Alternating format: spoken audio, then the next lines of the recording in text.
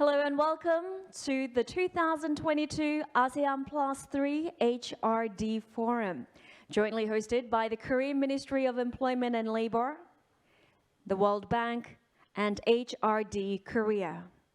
Please allow me to introduce myself. Continuing on from last year, it is an absolute honor and delight to be serving as your MC for this year's HRD Forum as well. My name is Seo Misorang. I will greet you in the traditional Korean way. 안녕하십니까? 아나운서 서미소랑입니다. 반갑습니다.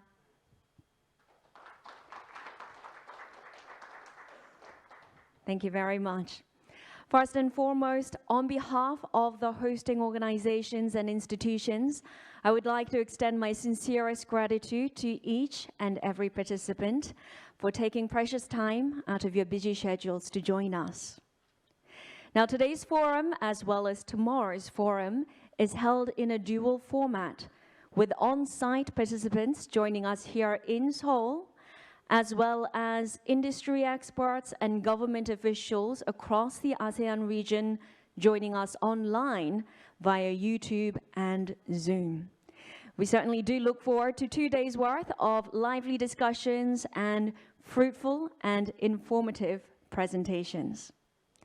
All right, so without further ado, let us begin the opening ceremony of 2022 Asean+3 Hrd Forum. First, we have the opening address by Mr. Ki-seop Kwon, the Vice Minister of Employment and Labor of the Republic of Korea. 여러분 반갑습니다. 고용노동부 차관 권기섭입니다. Hi everyone, I'm Kwon Ki-seop, Deputy Minister of Employment and Labor of Korea. It is my great pleasure to co-host the 10th ASEAN+3 Hrd Forum with the World Bank today. I'd like to welcome all the ASEAN+3 member states, ASEAN Governing Council, and related staffs from international bodies. This year marks the 10th anniversary of the ASEAN+3 Hrd Forum. It is even more meaningful because the forum had been held online for the past 2 years due to COVID-19, and finally we can meet in person. In addition, I'd like to express my gratitude to the World Bank and the Human Resources Development Service of Korea for your hard work to host this forum. The ASEAN region is seeing its dynamic growth with active economic, social, and cultural exchanges with its unlimited potential. In particular, with the launch of the ASEAN community in 2015, the linkage between human and material resources has been further strengthened, and the region is at the center of global attention. Since the establishment of the dialogue in 1989, Korea and ASEAN have continuously developed partnerships and cooperations by expanding social, economic, and cultural changes. In the areas of employment and labor, various bilateral programs are underway. These include strengthening TVET, establishing an employment service electronic network and system, and fostering talents with expertise in OHS. In line with these cooperative programs, the annual ASEAN+3 Hrd Forum is a venue where we can share our experience on human resource development that has been vital to Korea's economic progress. We can also expand the areas of insightful discussions. Since 2015, the World Bank has become the co-sponsor of the forum. Through the forum, we have discussed common challenges such as implementing decent vocational training, fostering proficient skilled workers. This year, we have selected green digitalization as our main theme in order to respond well to the rapid global change in the post-COVID-19. I took part in ASEAN+3 Employment and Labor Ministers meeting in Manila, Philippines on October 29th, where I stressed the importance of human resource development to respond to the changes in the world of work, and ASEAN member states agreed with my idea.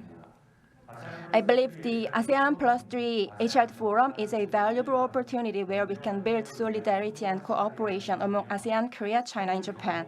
We will share our wisdom and experience, and hopefully we can come up with positive outcomes that will lead us to HRD policy development in many countries. Distinguished guests, the Korean government recognizes ASEAN as an important partner for shared growth and will continue to actively share our experiences and contribute to regional development. Once again, I'd like to thank the World Bank staff for your efforts to host the forum. and wish fellow participants health and happiness. Thank you very much. Thank you very much, Vice Minister Ki-seop Kwon, for your opening remarks. As highlighted by the Vice Minister, the next 2 days will involve discussions around digital skills development and green, resilient, and inclusive development, especially as it relates to labor, skills, and employment. We will now move on to the welcome remarks. This will be presented by Ms. Mamta Martha, the Vice President for Human Development at the World Bank. We ask for your attention to the screen. Ladies, gentlemen, and distinguished guests, good morning, good evening, wherever you are. It's my great pleasure to welcome you to the 2022 Asean+3 Hrd Forum on behalf of the World Bank. We are honored to have you here for an exciting agenda. I would like to sincerely thank Mr. Ki-seop Kwon, Vice Minister, Ministry of Employment and Labor of the Republic of Korea, and Mr. Hyun-chol Kang, Vice President for Competency Development and International Cooperation, Human Resource Development Service of Korea, and their teams for strong leadership and close partnership with the World Bank team to make this event possible. I would also like to thank His Excellency Eka Phab Phantavong, Deputy Secretary General of ASEAN for ASEAN's socio-cultural community, and all delegations for your dedication to education and training. The global COVID-19 crisis has demonstrated how important it is for students and workers to have access to digital technologies and the necessary knowledge and skills to use them. Digital skills are a growing part of any approach to skills development. They broadly cover competencies that include the technical side as well as the more transferable side of skills. However, we know that only very few education and training programs on digital skills operate at the scale that is needed or have been evaluated for impact, especially considering critical challenges such as the lack of teacher capacity, lack of ICT infrastructure, low connectivity, and the lack of a coordination mechanism. So it's really very relevant that we are holding this year's forum to discuss policy measures to support digital skills development and employment.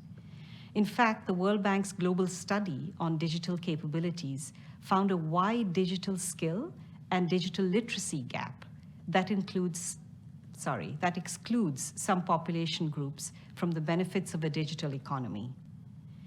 If left unremedied, those without the required skills and literacy will face a double exclusion.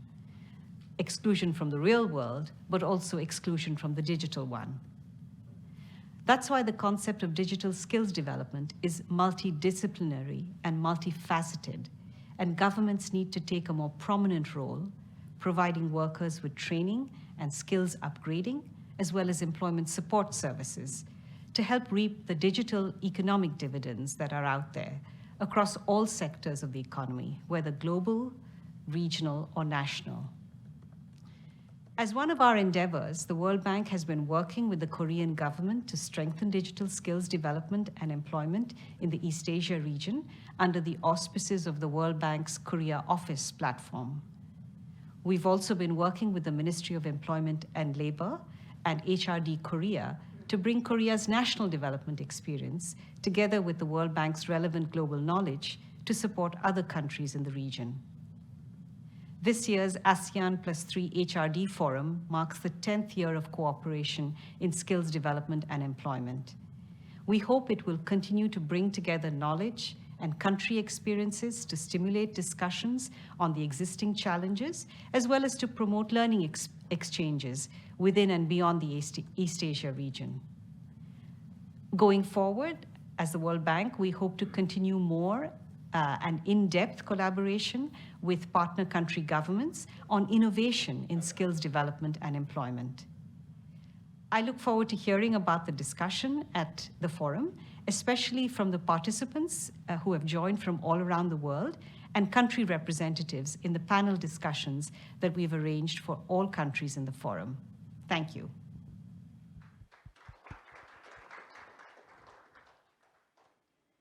Thank you very much, Vice President Mamta Marthi. We definitely do look forward to having discussions, especially around governmental and intergovernmental policies, so that we can better bridge that digital skills and digital literacy gap that is, unfortunately, as Vice President Mamta Marthi mentioned, present across all sectors of the economy. All right, we will now move on to the congratulatory address. This will be delivered by Mr. Hyun-cheol Kang. So please welcome him onto the stage.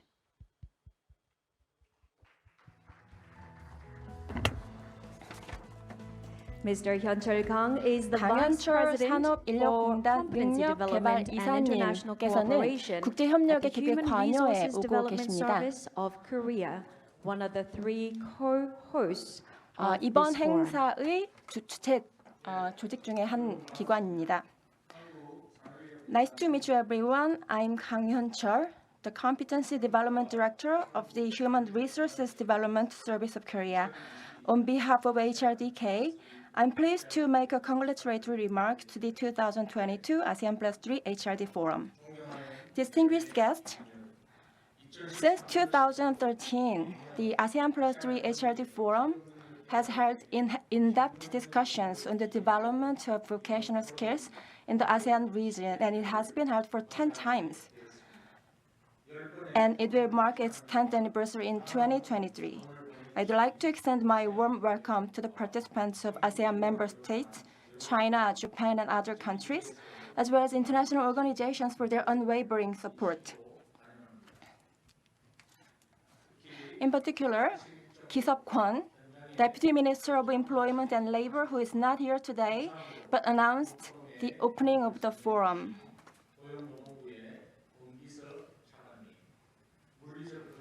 And Mamma Murthy, the Vice President of Human Development of World Bank, who shared kind words despite physical distance.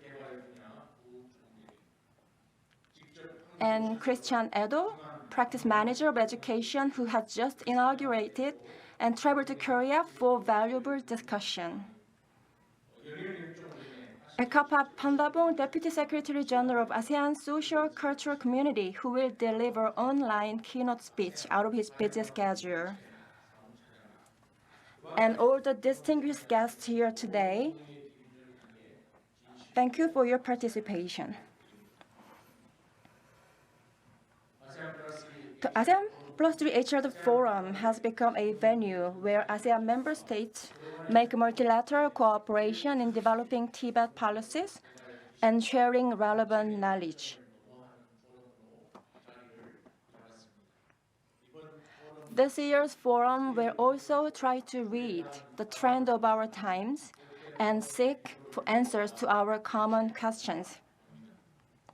Since 2020, we have focused on Tibet development and economic growth models in general.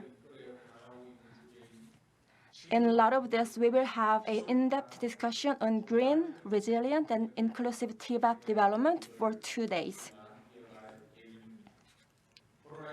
The exploration for new society and technology, which began with COVID-19, is still ongoing even now due to the global economic crisis and intensifying conflicts.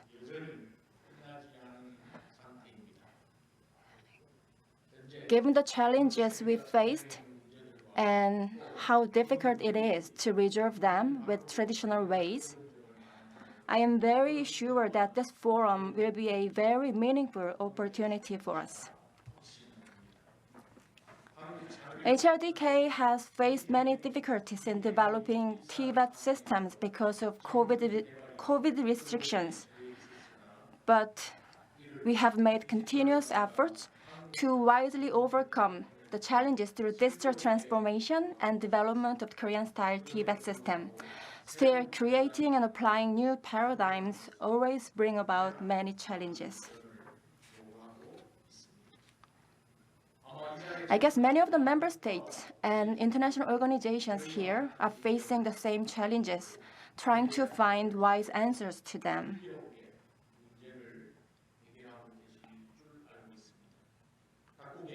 if we can exchange each other's problem-solving experiences through this forum and gain new insight from it, I'm sure that this forum will be a driving force to turn the current crisis into an opportunity. Lastly, I wish all of you health and happiness. Thank you very much. Thank you very much, Vice President Hyun Chol-kang, for your warm congratulatory remarks. Thank you very much. All right, we will now take some commemorative photographs to mark this special occasion. And for that, I would like to invite the following 4 people to please come up to the stage. From HRD Korea, Mr. Hyun Chol-kang, Mr. Jong-yoon Choi, please come up to the stage. And from the World Bank, Mr. Jason Michael Alford and Mr. Christian Edo.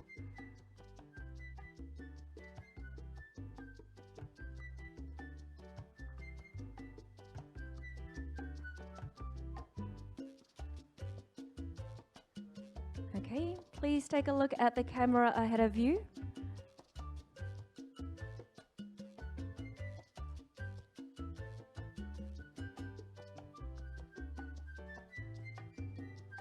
Okay, we will take one more with masks off.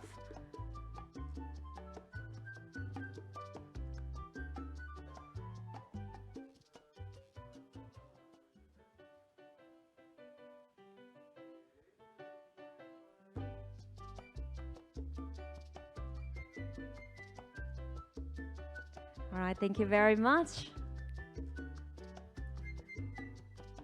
Thank you. Please return to your seats. Okay, we do need some time to rearrange the stage for the keynote presentation, so please bear with us and we will continue in just a few minutes.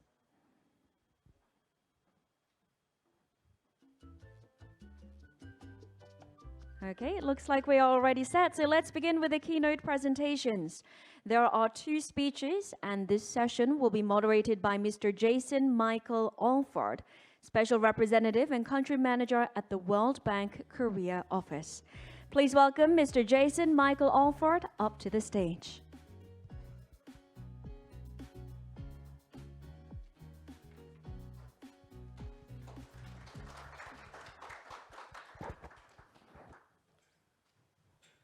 Annyeonghaseyo, good morning. It's so great to see so many people in the room this year. Last year at the Asean+3 Hrd forum, we were all sitting separately and there were fewer of us. So especially fantastic to see the country delegations here with us. Selamat datang kepada delegasi Indonesia who are sitting with me there. We have now the keynote speeches for the Asean+3 Hrd Forum 2022. Can I thank our hosts, HRD Korea, and also the Ministry of Employment and Labour for looking after us today. We have 2 speakers for you. I will introduce each of them separately. First, we have my colleague, Mr. Christian Edo. Christian's a practice manager with the World Bank for the East Asia Pacific region in our education global practice. He's led investment loans and development policy lending for strengthening human development outcomes through better accountability and skills development. He's managed education projects, programs and studies in Latin America and Caribbean and Europe and Central Asia regions. Christian's also authored studies on skills and country skills patterns. So will you please join with me in welcoming Christian to give his keynote speech. Thank you.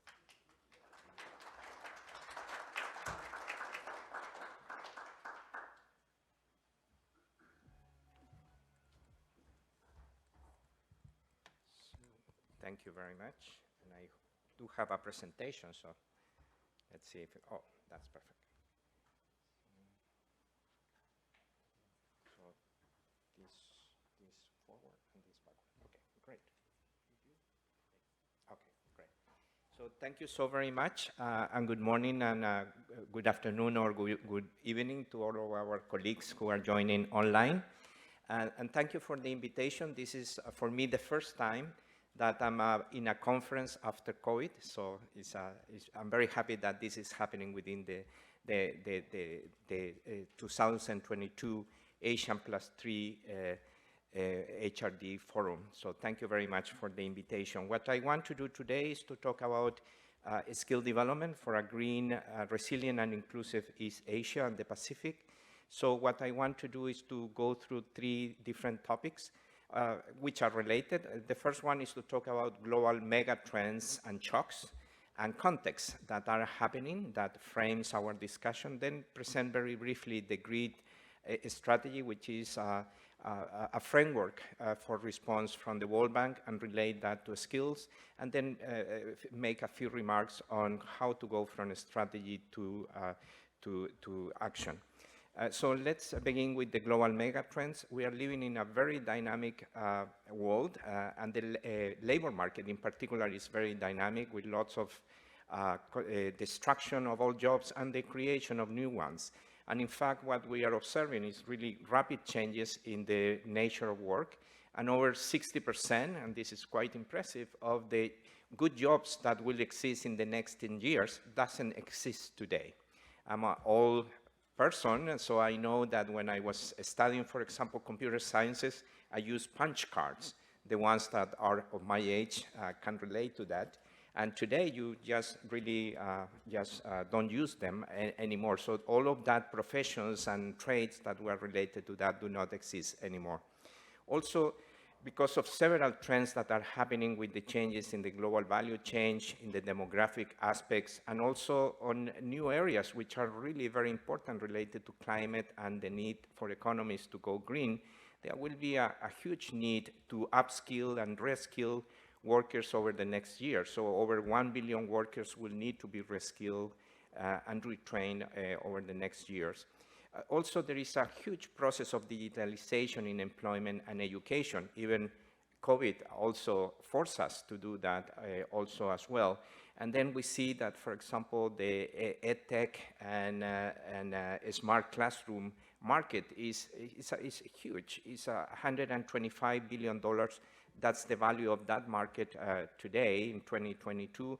And this is expected to grow at a very high level of 13% per year, including over the 2030. So this is the digitalization of the economy, the markets, and education is something that is a big trend.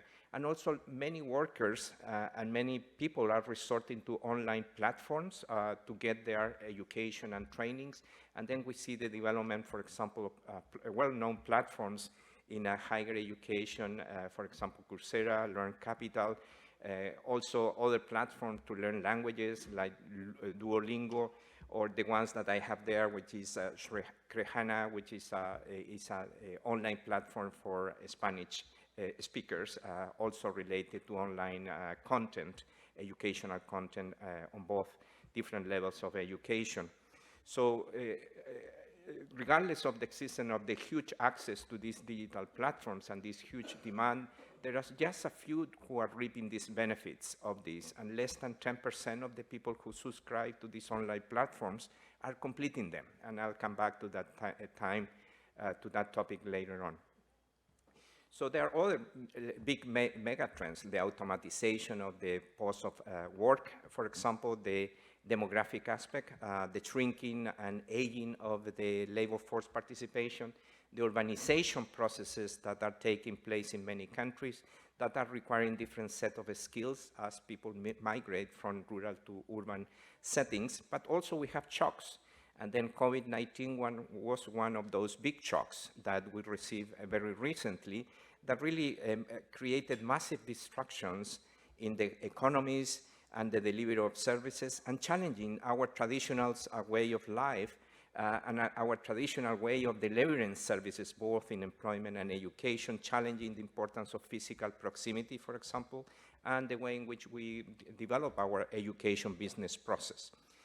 This is an example of one of the, from one of the work that has been supported through the Korean World Bank Partnership Framework. And then this is a study that we did on Tibet and the impacts of Tibet on the teaching and learning. And here you can see, for example, that because of the pandemic, many of the Tibet institutions resorted to emergency remote learning. which was utilized as a coping mechanism to keep some education going, which is similar to what happened in general education and in tertiary education with the online platforms. However, what we found out in that study will be forthcoming is that many of the institutions indicated that they were very challenged to keep this emergency remote teaching and learning process going. And they say that there were four main reasons for doing that. The first one is lack of equipment or servers and equipment on the supply side to deliver this, but also on the student side, on the teacher side.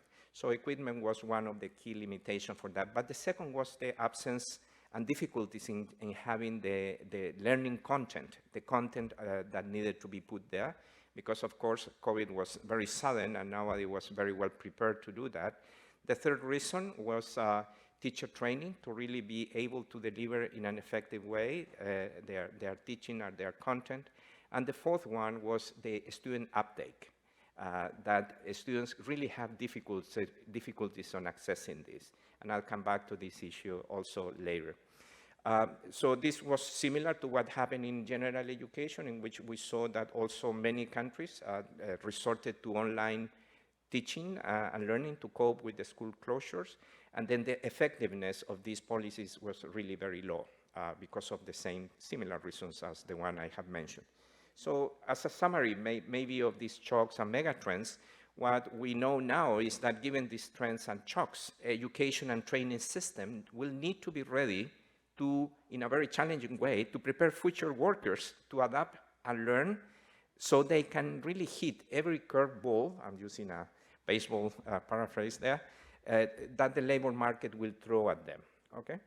But now, are they really workers prepared to adapt and learn in that context? And here I'm going to argue that no. Unfortunately, there are several indicators that tell us that workers are not really able to learn and cope by themselves with this.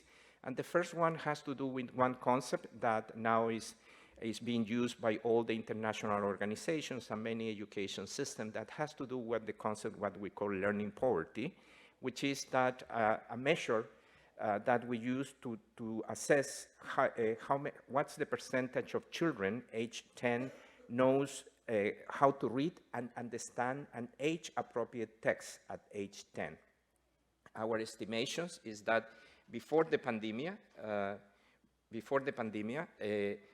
about in low and middle income countries, only 53% of the children did not understand the age-appropriate textbook. So only 47 were able to read successfully, in average.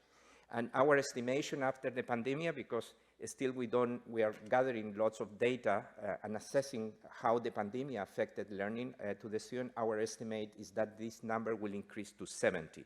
So only 30% of children aged 10 will be able to understand an age-appropriate textbook. This is what we call learning poverty, and this is an issue that we need to really address. And what this is telling us is that many children, and these children are the floor, right? These are the students that are going to go to the Tibet institutions and higher education later on. So many children lack the basic proficiency in reading. So that's the situation today. And what I have in the graph with the blue bars, that I can barely see here because my glasses are there, is that we have the situation for some countries. Of course, very low levels of learning poverty in the cases of Vietnam and China. Of course, Korea will be even lower than these numbers for Vietnam and China. 18% of the children there do not understand an age-appropriate textbook. Then we have middle economies, developing economies, soon to be higher income countries such as Indonesia and Malaysia, with numbers that fluctuate from 42 to 52. This is previous to the pandemic. And then countries with very high levels, these are the poorest in the region, like Laos, People's Democratic Republic, Myanmar, Philippines, also with a very high level, and Cambodia with almost 90%. So that's one indicator. The second indicator is that the World Bank, a few years back in 2018, and then it updated it in 2020, came up with this Human Capital Index.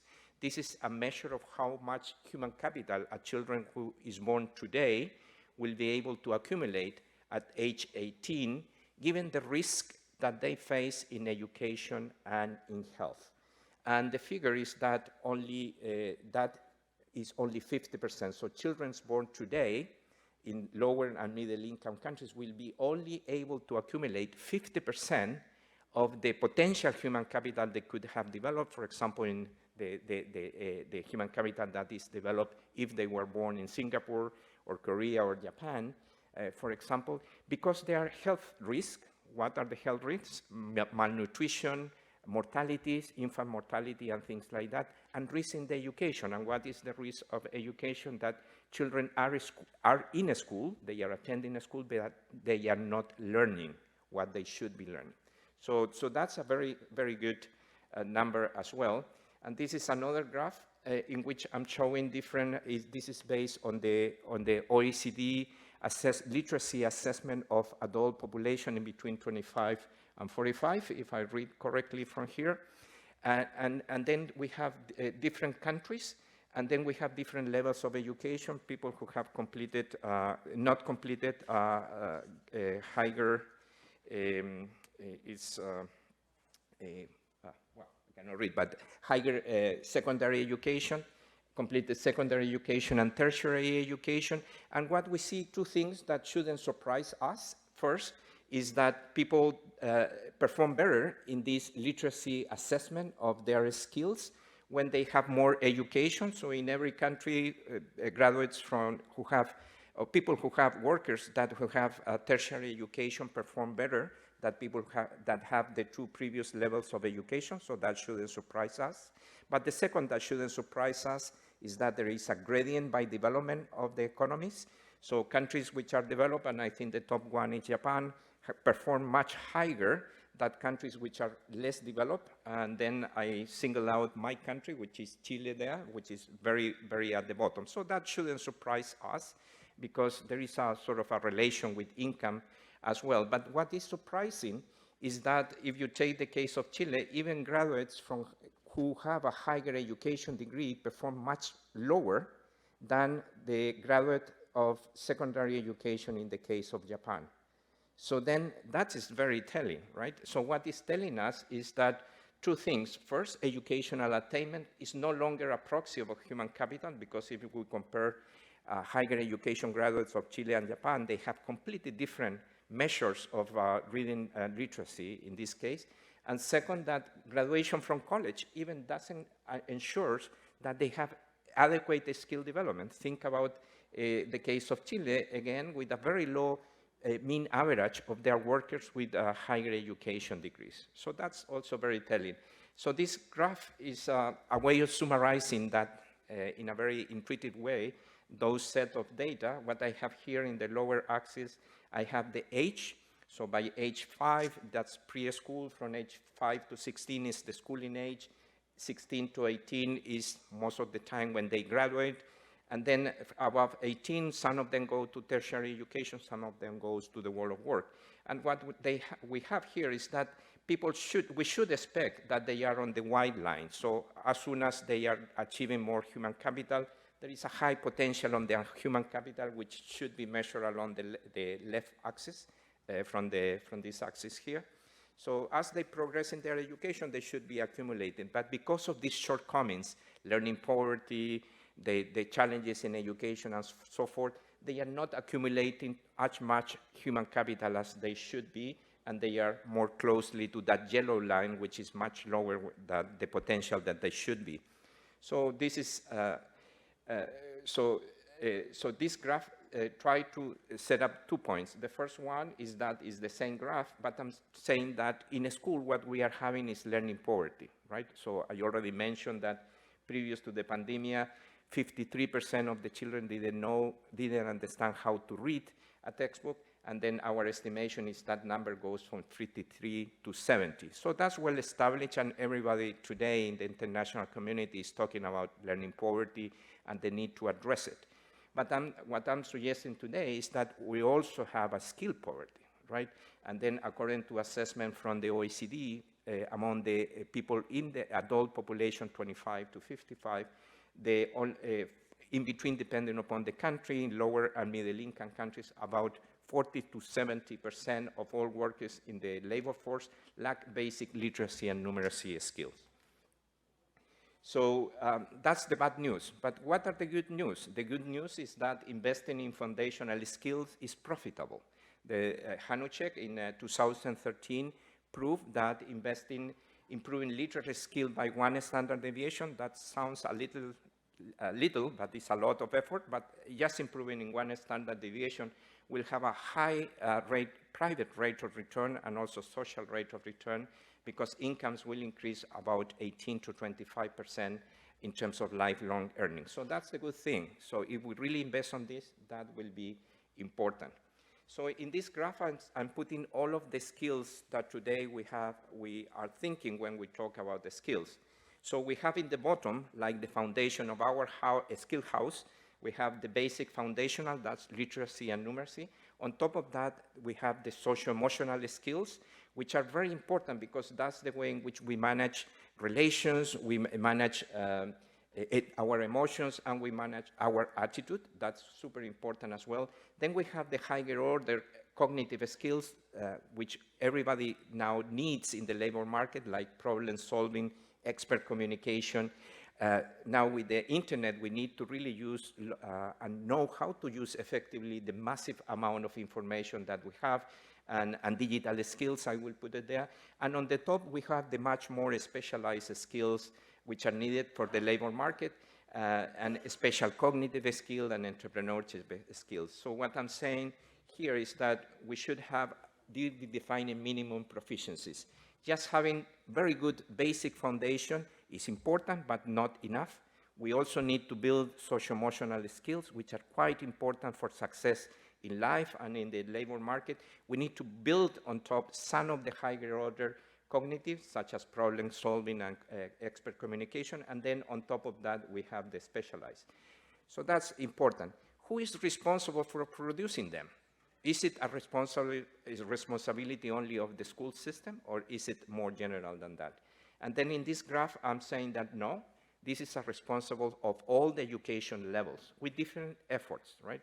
So I think that the basic education, which is below the yellow highlighted mark there, basic foundational is a responsibility of all levels. I'm sure if there are practitioners of Tibet institution or even higher education institution, they know that there are incoming classes lack on foundational skills, and they have to set up lots of remedial courses. So I would say that basic foundational is a responsibility of everybody. Socio-emotional, again, is a responsibility of everybody. Need to be developed from kindergarten all the way up, but through all the different education systems. Then the higher order cognitive is something that perhaps we need to start developing more in lower secondary education, but goes from there up. And then, of course, the specialized is when people transit from lower to upper secondary, and from that level onwards. So this is a shared responsibility. This pyramid that we have before is a responsibility of all the system. So with that, let me just introduce this framework of green, resilient, and inclusive education. This is a framework that the bank put together, given the shocks that we were receiving like a couple of years ago. One of them was COVID, of course, but the other one is the climate change. So because of that, the bank put together this framework that we use the acronym GREET to just mean green, resilient, and inclusive, and you can read the definitions in there, which are in the slide. But this is a way in which we recognize that the risks are global risks and holistic risks, and they are related to not only the people, but the planet. That's the climate aspects, but also to the several shocks that we are experiencing, not only on climate, weather-related one with typhoons and things like that, also risks related to natural hazards like earthquakes, and also the economic crisis that are coming, as we have seen with the increase in the price of food due to the war in Ukraine. So how skills link to this GREET framework that we will see more during the presentations over this event? One, which is that effective skill development policies are needed to address the skills gap and meet future skill needs. So that's the human capital aspect. But in addition to that, we want that this is done particularly for the excluded or the people who are at risk of exclusion, which in some countries are the youth, which sometimes drop from the education system in the different levels, women and other vulnerable populations. So that's the inclusive part, which is important. Second, this includes, I think, redoubling efforts to build literacy, numeracy, and other foundational skills, which is the traditional and then goes with the pyramid, but also fostering skill demands in the 21st century labor market. So this is where I think we need, the system needs to be responsive to the needs, to the evolving needs, both the labor market, the economy, and then we see a lot of trends now on skills for the green economy, green jobs, and stuff like that. So that's the green aspect, and system need to be both tertiary education institutions, Tibet and universities need to be preparing also the skills on that. And then also on the resilient part, and on the resilient part, I think digital technology can help not only raise skills, development, quality, and equity, if we address the lower uptake that you saw, the completion on online platforms, and that basically because of the lack of foundational skills that people cannot do it because they don't, sometimes they don't have the literacy to do it at their own pace, and maybe lacking some of the social emotional skills like that allows them to do a self-paced type of study.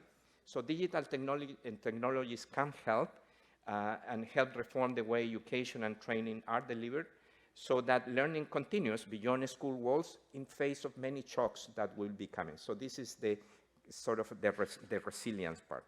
And let me just briefly go over the last portion, which is from strategy to action. So in here, I think that these have three important buckets. I think the first one, and then we are very thankful to the Korea World Bank partnership, because through that, we have developed several global public goods that are available and benefit many. So through this, not only we are generating knowledge, but we are sharing this knowledge. And this is really tremendously important, and we are very thankful to the Korean government through the Ministry of Employment and Labor and through the Human Resource Development Service for this support. So we have seen in the region here that through that mechanism we have had research, and that's misspelled research there, workforce development in Cambodia, in Gansu province in China, Korea, Mongolia, Tonga, and Vietnam. We have had, as I mentioned, and you have one slide on that, completed some COVID-19 impact assessment on Tibet institutions, but also on how to build back better, and that means not only recover, but accelerate on Tibet systems, reports, country reports on digital skills development, and then also these events that we are having, which are so crucial to connect practitioners and also researchers in terms of through these regional webinars and regional forums. So that knowledge exchange are public goods which are very important to generate knowledge so that reforms and policies are based on evidence-based data. Also important is to provide technical and operational support, and that's where we have been trying to help different governments through different projects in the region. So, so this is a list of different projects that we have been supporting in the area of skills in, on Tibet, some specifically, or others in higher education. In China, for example, with Tibet projects there that are supporting the transfer of a planned economy into a demand-driven type of Tibet system. Support for Vietnam projects, Indonesia as well. We have people from Indonesia here in the Marshall Island. For example, we have a skill strengthening project, and also in Cambodia. And then also through our analytical and advisory services that we can provide, so knowledge projects, which are partnership with government, but also an advisory service and analytics. And then we have a few there that which are quoted, some of them also funded, I'm thankful for that, through the KWPF program during the 2018 and 22. And just to conclude, I think that, let me just summarize I think the key messages. And again, if you can think about that pyramid that I was saying, mentioned it before, I think we need to enhance our focus on foundational skills, and this need to be done at all levels. If we don't address this, we continue building on and providing a skill to people who have very shaky and not very strong foundations to build upon that. So that's an agenda which I put advocacy, because all of the institutions, international institutions, UNICEF, UNESCO, the World Bank, are trying to make the same effort. And there is a commitment to action, for example, to accelerate on and focus on foundational skills and accelerate learning. So that's important.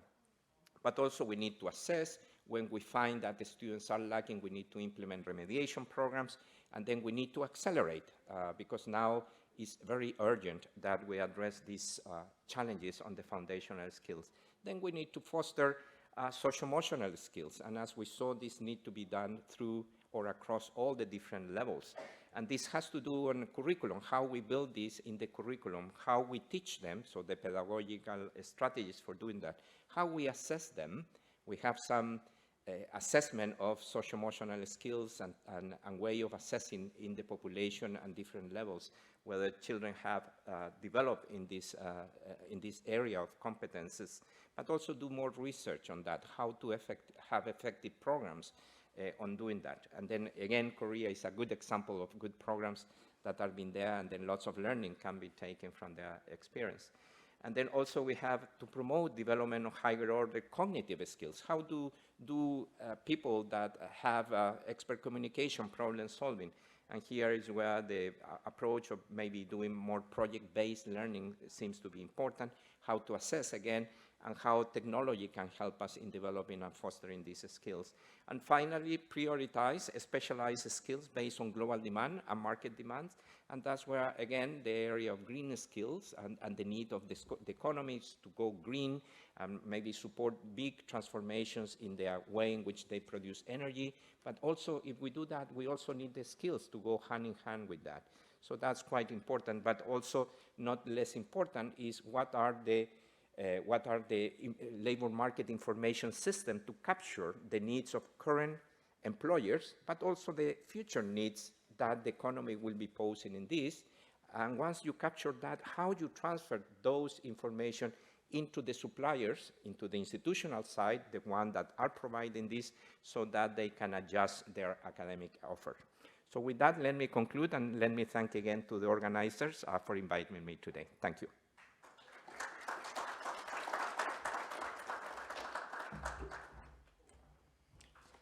Thank you very much, Christian. So Christian has shown us some of the changes, the megatrends that are affecting skills development needs. He's talked about some of the challenges in being agile in meeting those megatrends. And he's told us about the potential losses, the risks if countries or people are left behind, or perhaps to put that positively, he's told us about what we stand to gain if we can bring everyone and all countries along with us. And also, importantly, some of the work that the World Bank is doing to support that. So thank you very much, Christian. We're already behind time. I had one job and I'm failing, so we'll move straight to the next presentation. Our next keynote speech is from His Excellency Ekapab Pandavong, who's Deputy Secretary General of ASEAN for the ASEAN Socio-Cultural Community, or ASCC. In that job, he supports the Secretary General of ASEAN in the implementation of the ASCC Blueprint 2025 and leads the ASCC Department of the ASEAN Secretariat. Prior to his jobs with ASEAN, he served in senior positions with the Lao PDR Ministry of Foreign Affairs, including as Ambassador and Permanent Representative of Lao PDR to ASEAN from 2018 to 2021, and as Deputy DG of the ASEAN Department at the Ministry of Foreign Affairs in Lao PDR. He holds degrees in International Relations and English from Flinders University in Australia and the Pedagogical University of Vientiane in Lao PDR. So join me in welcoming him. Your Excellency, please go ahead.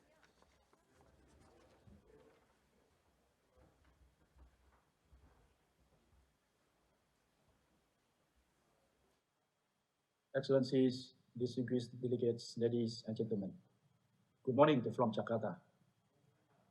It is my pleasure to join everyone here today, albeit virtually, at the 2022 Asean+3 Hrd Forum with the theme Digital Skills Development and the TVET for Green, Resilient and Inclusive Growth.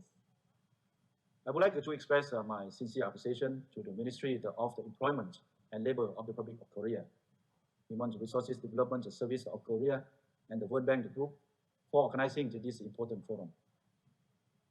Our appreciation also goes to the senior officials from the ASEAN member states, the Republic of Korea, and the relevant stakeholders who are here today. Ladies and gentlemen, the digitalization of ASEAN economies and the ability of the TVET institutions to produce the future-ready workforce have important implications on the recovery of the labor markets. It is encouraging that the Asian Development Bank projected the ASEAN economy to rebound to reach 5% next year. Sustainability of our recovery from the onslaught of the COVID-19 pandemic and the inclusive growth of our economies would depend on a large part on our ability to equip our workforce with digital and green skills. I am therefore pleased that the consolidated strategy on the 4IR in ASEAN was adopted last year as a whole of government approach in three focus areas of technical governance and the cybersecurity, digital economy, and digital transformation for society. At the 22nd ASEAN Orchid Summit in October last year, our leaders also reaffirmed the need to strengthen the cooperation in preparing for the 4IR through the digital transformation, capacity building, and the human resource development. The leaders also sent a clear message that investing in human capital and establishing the well-functioning TVET systems are essential to our economic sustainability.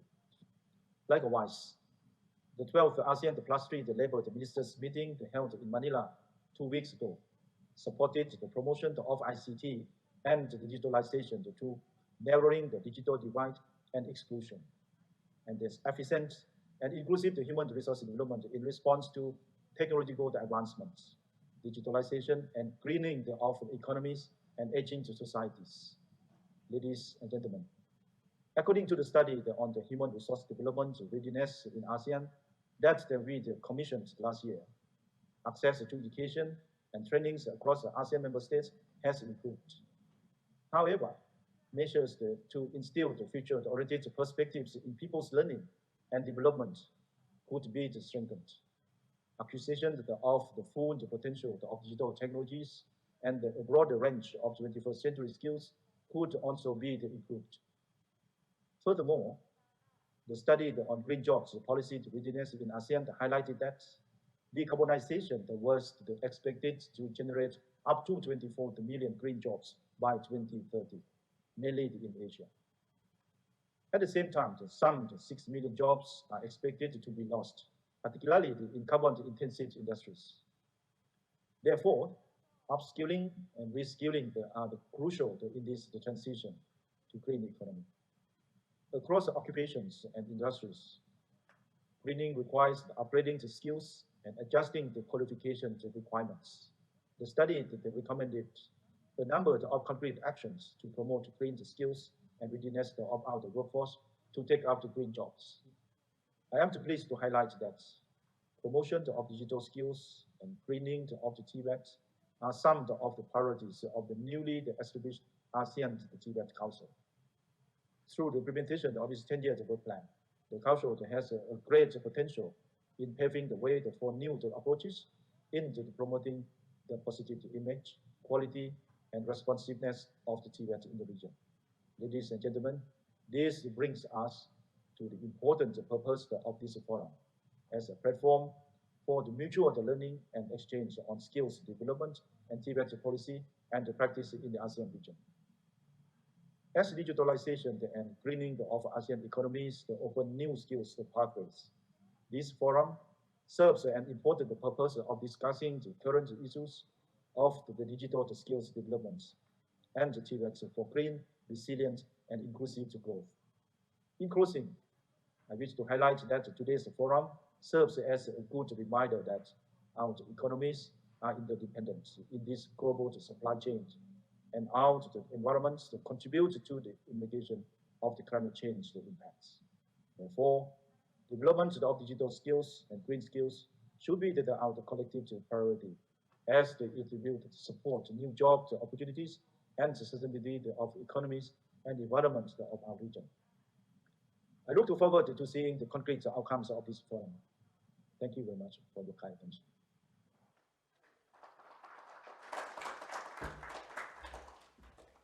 Thank you very much. The Deputy Secretary General spoke about the importance of skills development in ASEAN countries and some of the efforts that are being made in that area.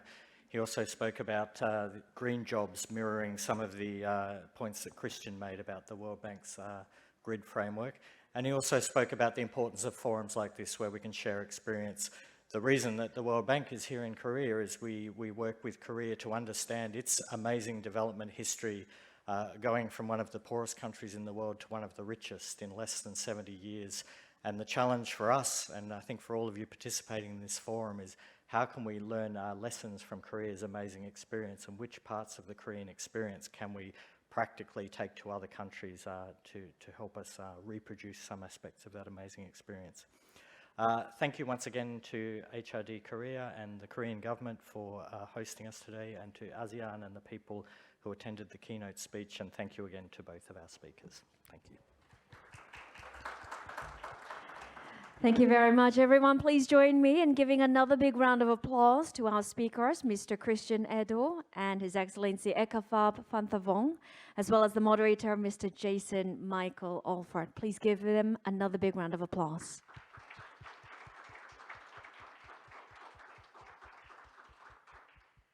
All right, we will now adjourn for a break. Coffee and other refreshments are provided outside in the foyer, so please help yourselves, and I will see you back here at 11:10. I'll see you then.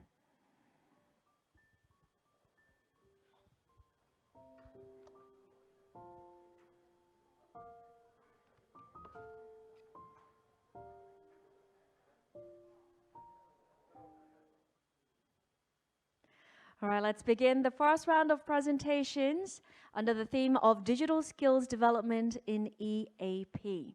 Now, for this session, we have 7 presentations in total with representatives from China, Indonesia, Korea, Mongolia, the Philippines, Singapore, and Vietnam. I will introduce your moderator. Please welcome Li Ping Xiao, Senior Education Specialist at the World Bank. We ask for your attention to the screen. Thanks. Good morning, good afternoon, good evening, everyone. Welcome to join the theme 1, Digital Skill Development in EAP. As guests and keynote speakers mentioned, we face a lot of change, especially in the past few years. So we can find that digital skills and education technology stood out as a very important and effective ways not only help us mitigate negative impact from the pandemic, but also help us build back better TVT system and skill development, and also will help facilitate economic and social transformation. So in this context, and also to help our counterparts to fully understand the status and the development of digital skills in their country and learn from other countries in the region, our EAP education team, together with our digital team, we conducted a regional study in our EAP region, selected 6 countries, and we conducted this from this year, from April to September.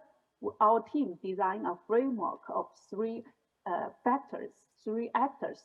So far, we have produced 6 draft country reports and also organized the first round consultations with the researchers and counterparts on this September and October. Now is the good opportunity to share this study with all participants. So today on this session, we are firstly we'll invite 6 teams to present their key findings, and we in alphabetic order. And we also invite experts from VLAM to share with us digital skills in higher education institutions. Secondly, we will invite 3 panelists to share their comments on this study and also share their views and insights on skill development, digital skill development. And certainly, we do hope we have enough time to have a Q&A sessions with all participants. And then before we start the presentation, let me kindly remind all presenters, try to finish your presentation in 5 minutes. This is a challenge, I know. And then for all participants, please share any questions by the function of chat. Now let's start the presentation. The first presentation is from China country study team. Miss Luo Hongwei is a professor for Guangdong Open University. He's the key member of the China study team. So the floor is to you, Miss Luo. Thank you. Okay, now Ms. Xiao. Ladies and gentlemen, distinguished guests, good morning. I'm Luo Hongwei, and I'm honored to introduce briefly digital skills development in China on behalf of Guangdong Open University research team. The second, next.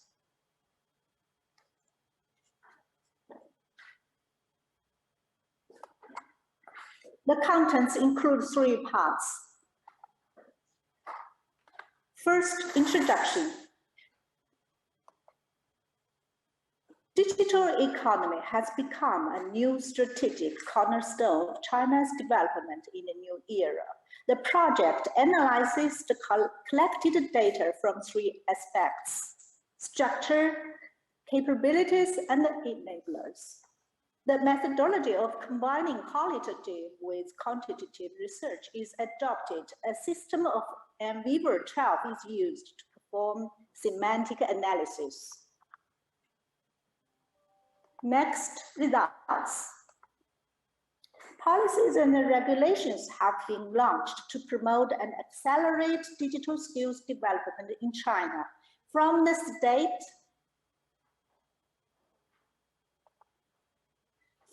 state to ministries, then to provinces. The highest frequency words are education, service, etc. We analyze the ecosystem for digital skills development from 5 respects: network, infrastructure, online, learning platforms, resources, tools, and digital privacy and security. As to network infrastructure, the government of China plays an essential role in its construction. For example, China has built the world's largest optical fiber network. The East Digital and West Computer Project reflects the macro control of the government.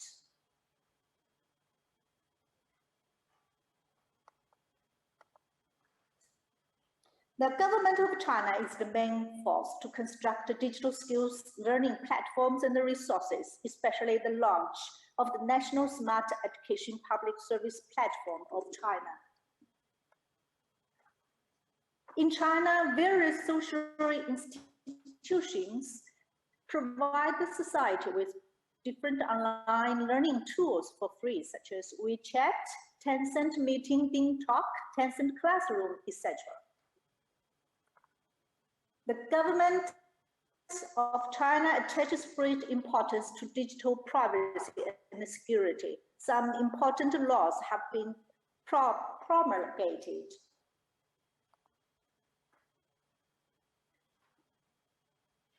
Digital skills training for teachers and the public has been given priority in China. A great number of teachers and the citizens have been trained.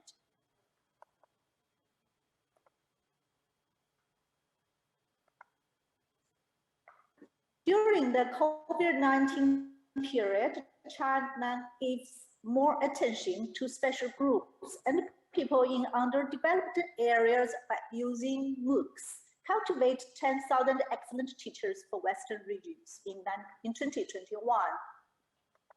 Now, conclusion. Up to the present, China has made remarkable achievements in digital skills development, and its training has become a top priority of the country. Digital skills has been widely used in education and training. A multi-stakeholder governance model of digital skills training has taken shape.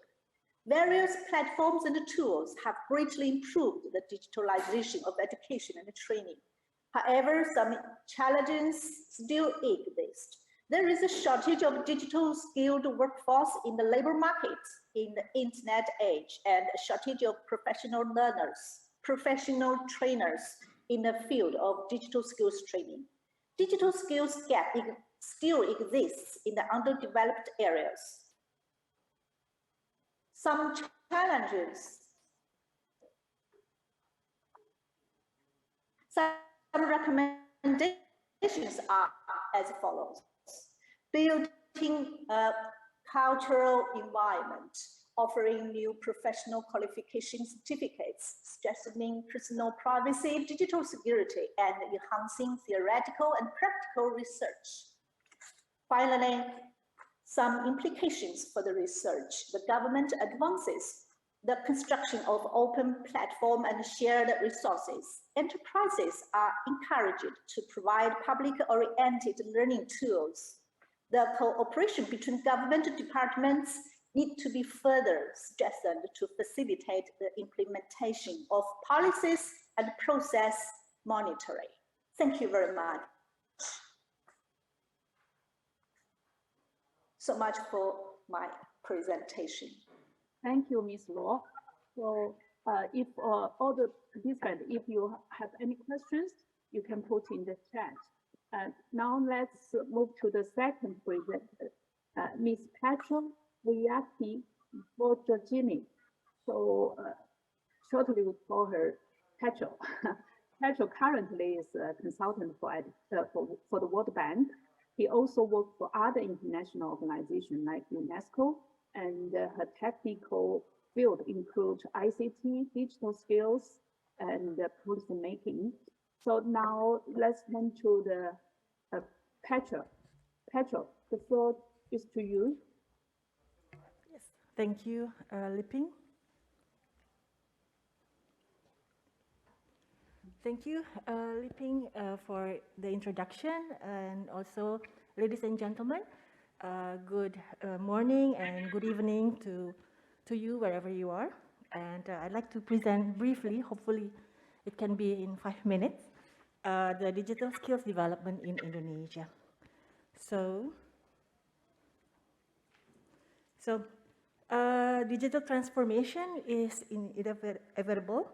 It's promoted both by technology advancement and, of course, perhaps I should take this off, accelerated during COVID-19 pandemic. So digital skills acquirement is a must. And this study, like also other colleagues in other countries, would like to scrutinize, already scrutinizing, the digital skills policy and then country digital ecosystem, as well as implementation of digital skills and training. So perhaps we just skip it very briefly. It is a case study, qualitative case study, which we consulted national government as well as subnational government. We want to see the good practices, best practices in 2 provinces especially, and also we visited a couple of schools to see how these good practices are being implemented. We consulted 2 ministries, basically, Ministry of Communication and Informatics, as well as Ministry of Education, Culture, and Research and Technology. So the country context, Indonesia is a country with a big scale, basically, like China and also other countries, big countries in the world. The challenge is, it is an archipelago with 17,000 islands, which brings challenge to infrastructure development. And we have 272 million population with 144 million people in the workforce. And the government is quite decentralized with 34 provinces and over 500 subnational districts and cities governments. And due to the pandemic, many people have lost their job. Around 15.7 million work shorter hours, as well as 1.6 million have lost their jobs. It's improved in this year, but not fully recovered, with a 6.2 return to normal working hours and 660,000 already returned to the employment world. Some sectors, and especially ICT sectors, especially ICT sectors, they actually improved during the pandemic, and we know why. That because everybody is actually getting connected online.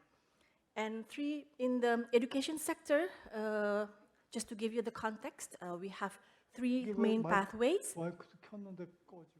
Sorry? Okay, this is better? Okay.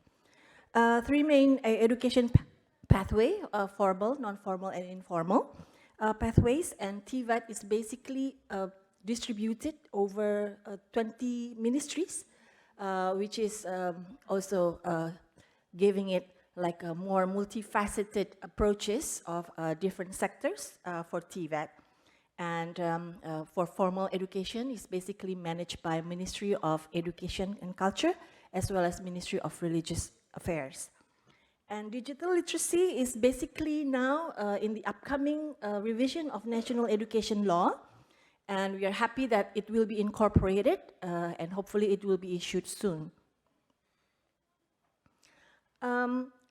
On three things, digital skills development policy, implementation, as well as ecosystem. The first one will be digital skills.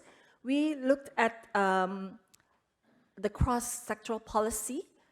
Basically, it's already there. However, it needs to be streamlined and also to be aligned in terms of digital skills, how different sectors are defining digital skills are actually sometimes different, which needs to be streamlined. But luckily, we have this national planning in place in the National Medium-Term Development Plan.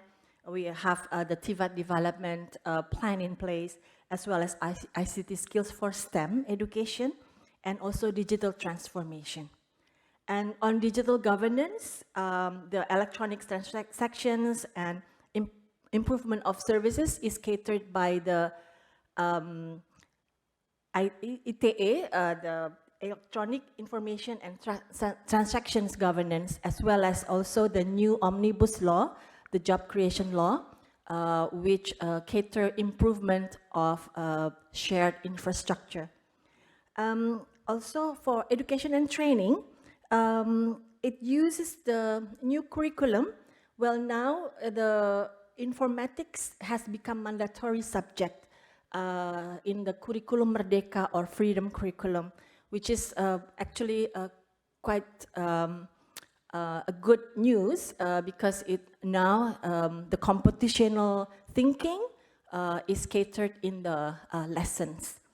And also national work training system is used across TVET for all non-formal and also formal education for secondary education. And for economy empowerment, so digital skills are actually trying to reach to down to villages as the smallest unit of government. They are actually catering through, so COVID pandemic actually brings a good change with the villages are now being catered and funded for digital infrastructure and skills development. So yeah, it's actually multiple frameworks are there. So it was mentioned previously that it is actually multifaceted because everybody needs it, every sectors need it. So for digital skills development policy, we have Indonesia Digital Nation Framework led by the MCI, and also on the right is the ICT cross-field practice used by the Ministry of Education But the other one, because there are actually many different sectors have different framework, the national work system is actually using a scheme of 3 pillars with competency standards, development and training, as well as certification.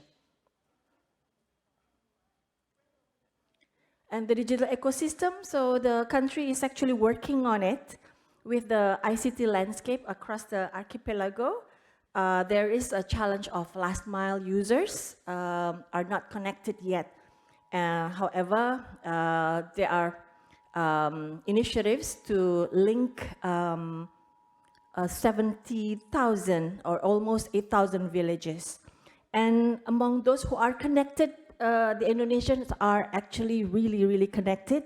They are using it for social media, communication, leisure, and actually there is a big leap in e-commerce transactions. By 2022, there are about 542 trillion of rupiah of transactions value. And for digital skills training and education, there are 5 focus basically. The first one is national digital transformation, which I mentioned before, and then education and training. Community-based digital transformation led by manpower, competency-based basically. And then addressing also vulnerable groups. The vulnerable groups, people with disabilities are actually catered with digital skills by MOSA, the Ministry of Social Affairs, although it's actually a quite small portion. And also across the ministries, they're improving digital literacies and skills across civil servants for all ministries. And looking at the subnational highlights, so there are best practices from DKI Jakarta and also Bali, with different topics and themes based on the context. So DKI Jakarta, basically they are offered by teachers with digital skills at the training centers. They are also giving advanced ICT skills to startups, basically, to help them start their businesses in the e-commerce.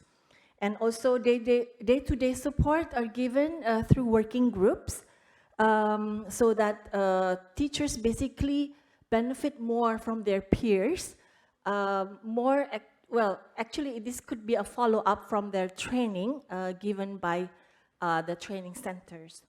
And also the vocational schools, we visited vocational school in Jakarta, and they are actually working together with business partners to establish an information system for hospitality, and they're connected to a couple of unicorns for e-commerce, so they get to sell their products and gain revenue. In Bali, as you know, it's actually they are focusing on hospitality and tourism as well. And since the pandemic, the schools are connected with their own system for online learning. And to promote Balinese language, the provincial government developed an app to help people learn Balinese. And for recommendations, just to summarize, that we would like to suggest there will be like an exchange and strengthening in the region in the EAP and also in ASEAN, which is actually has started, and especially for the ASEAN regions, for Go Digital initiative, for example, and there is the master plan and also a leaders agreement. And for the government of Indonesia, basically to strengthen and align initiatives across sectors, perhaps led by Bappenas, who's our colleagues from MOEC and Bappenas is also here, to actually align the initiatives so that we can give a strong message and also empower local governments. And also, I'm not going to read all of them basically. For the digital ecosystem, the MCI shall continue the infrastructure establishment, but more importantly, as we did a little bit of desk research on how local governments are doing in rural area, and community-driven initiative is quite strong, and because they know best about their needs. For example, in South Sulawesi and also in West Java, they are initiating their own digital skills training, and also helped by development partners and also private sector. I think it needs to be continued. And also on skills and education and training, regional exchange can enable a digital skills curriculum and training. For example, what has been done by ASEAN with SEAMEO, I think it needs to be continued and strengthened on STEM and also in digital skills. And perhaps learning from other countries, perhaps we want to start digital skills development early because children are digital natives anyway, and it means that they could actually accelerate their skills better for future jobs. And also for the ministry to increase the scale of digital skills training and mentorship. And mentorship is actually a quite key factor for the success of digital skills acquirement, because people actually, they need to ask around and making things work, and mentorship is one approach or modality that can be used. And also to local government to support community-driven initiatives, as I mentioned before. And hopefully that addressing more vulnerable groups is quite important. I think Go Digital ASEAN has kicked off the initiative for young people, SMEs, as well as women, which now is still taking place until today.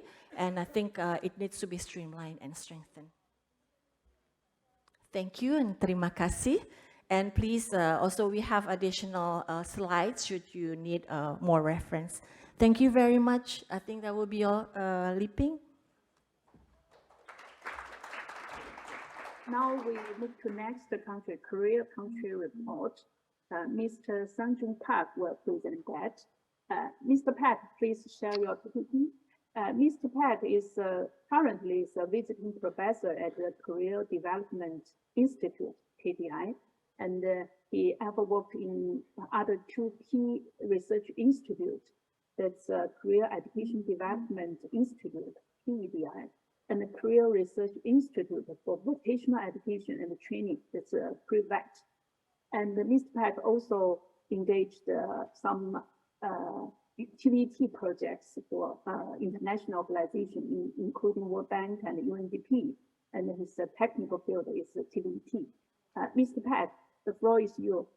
Well, thank you. Because of the time constraint, I will make presentation as brief as possible. Next slide, please. As we all know, in a new digitalized environment, it has become urgent to promptly provide digital skills development opportunities to all people. The question is how. To answer this how question, the World Bank conducted case studies of several countries, and then this Korean case study was done to review how the Korean government has responded to digital skills demands by applying World Bank Digital Skills Development Model, which has three components: digital skills development policy, ecosystem, and training. Next slide, please. Well, this slide presents the structure and main contents of the Korean case study. First, I reviewed digital skills development issue-related policy context, and I found the labor demand for workers with digital skills is projected to increase for the next 10 years. However, the majority of the Korean workers do not have digital skills training as much as and as fast as needed. And according to PISA, the Korean students lack the digital literacy of distinguishing facts from opinion, right from wrong. So having this background information, I reviewed the Korean government's 5 strategic level policies related to digital skills development ecosystem and education and training. For example, education digitalization master plans, national AI strategy, and plan to promote AI and software education for all. These 5 policies cover regular school system and the non-formal training system. And then I reviewed what the Korean government has done to build the ecosystem and the Korean government's future plan. And I reviewed several specific action plans for digital skills education and training. I reviewed the changes in curriculum with focus on information-related subjects and AI and the software education for elementary and secondary schools and higher education institutions. And also I reviewed the digital skills training for workers. The first K-Digital training program, which is designed to provide a training program for AI, big data, VR, AR, and smart factory and clouds, and K-Digital credit program. This is to provide basic skills training courses to job seekers and workers, and K-Digital platform program. This is to provide facilities and equipment for SME workers and the job-seeking young people and the self-employed. And then based on this review, I draw the policy implications. Next slide, please. First, implications for policy. Well, it is better to adopt the whole of government approach, because one ministry alone cannot design and implement effective digital skills development policies for ecosystem and education and training. In relation to this, it is integral to design and implement a comprehensive and integrated digital skills development framework, which covers people's life stages and covers both formal education and non-formal training. And thirdly, it is integral to invite private sector and utilize its professional and financial capacity. Next slide, please. Implications for ecosystem. It is necessary to check the readiness for digital skills development of all stakeholders and to make employers, workers, students, and trainees recognize the importance of digital skills. So one of the reasons that many workers do not have digital skills training opportunity as much as needed is that many managers, they do not recognize the importance of digital skills and digital skills training. Next slide, please.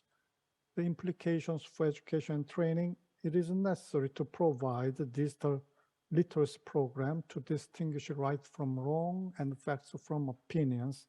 And it is also crucial to design and provide various digital skills development programs by type and levels of skills demanded. Thank you very much.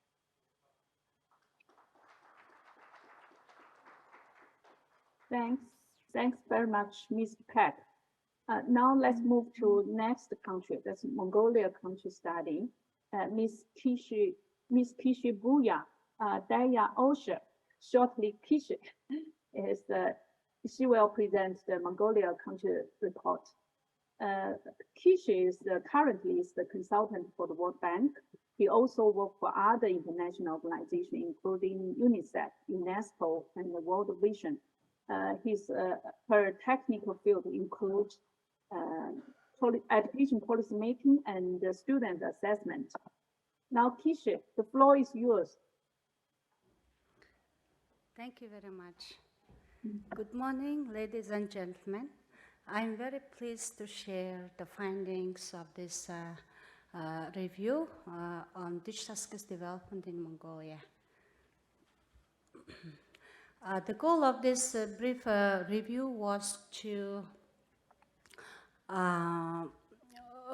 find out the current status of digital skills development in Mongolia, and then draw some recommendations for future strengthening of digital skills development in Mongolia, and that two research methods have been involved. It was a desk review of available sources, mainly online, and then some key interviews with key stakeholders.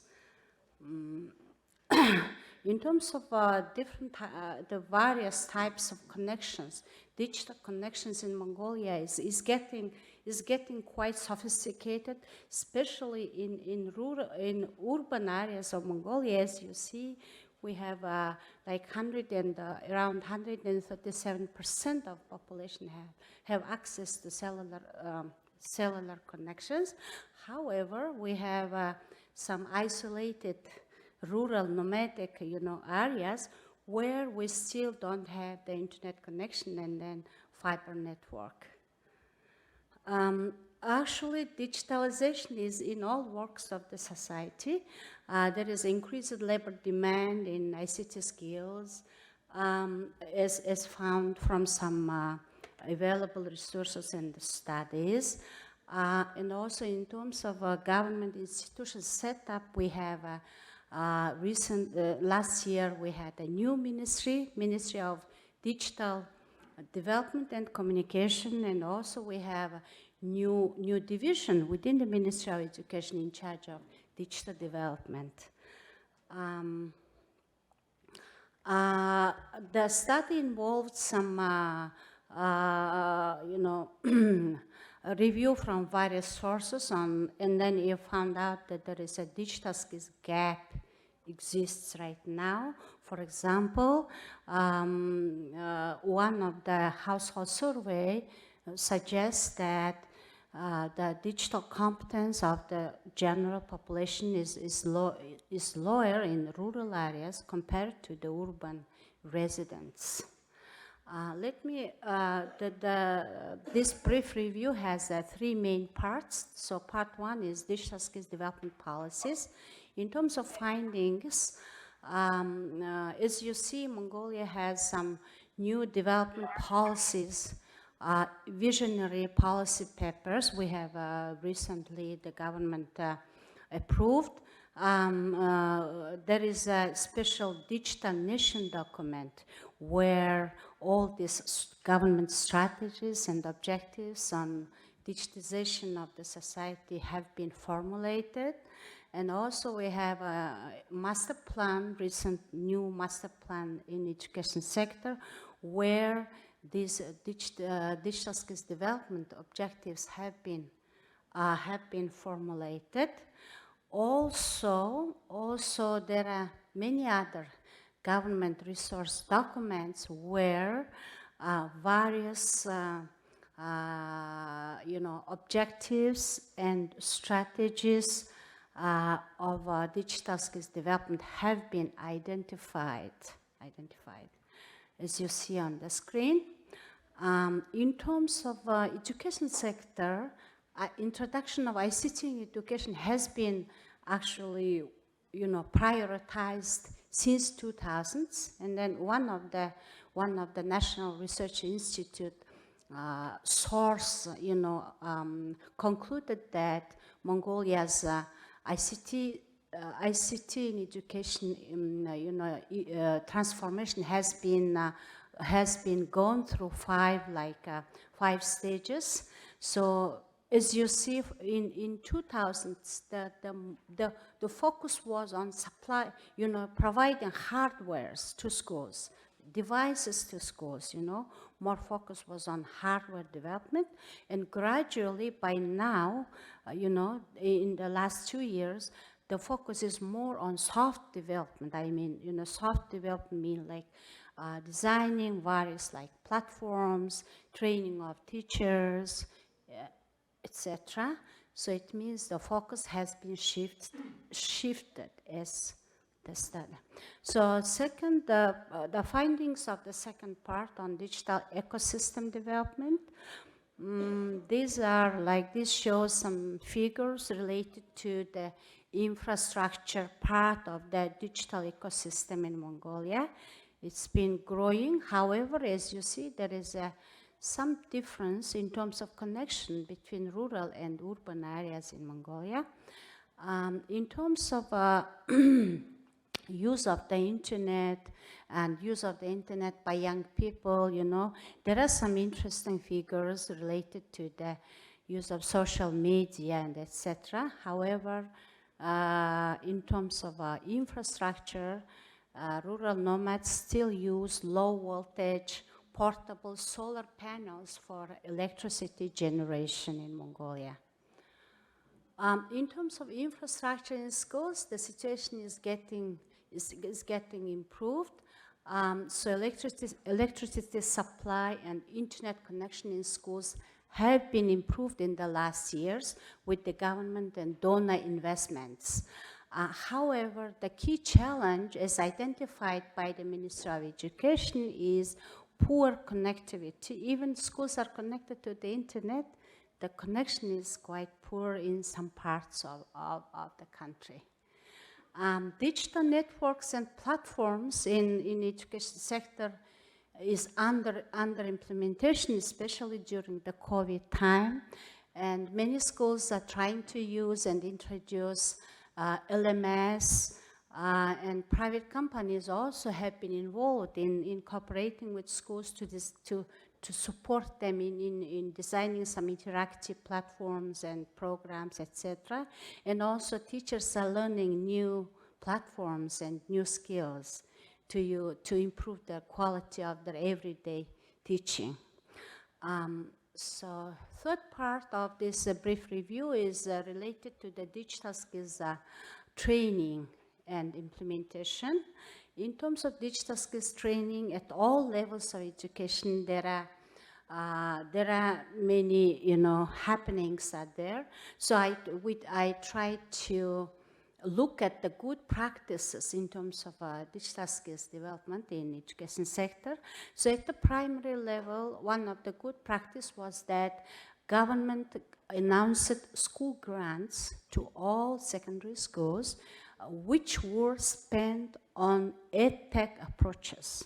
In order to improve the quality of primary education, schools were given some seed funding, and then teachers purchased some training vouchers. Teachers went, received some training, and then teachers also learned some new platforms and etc.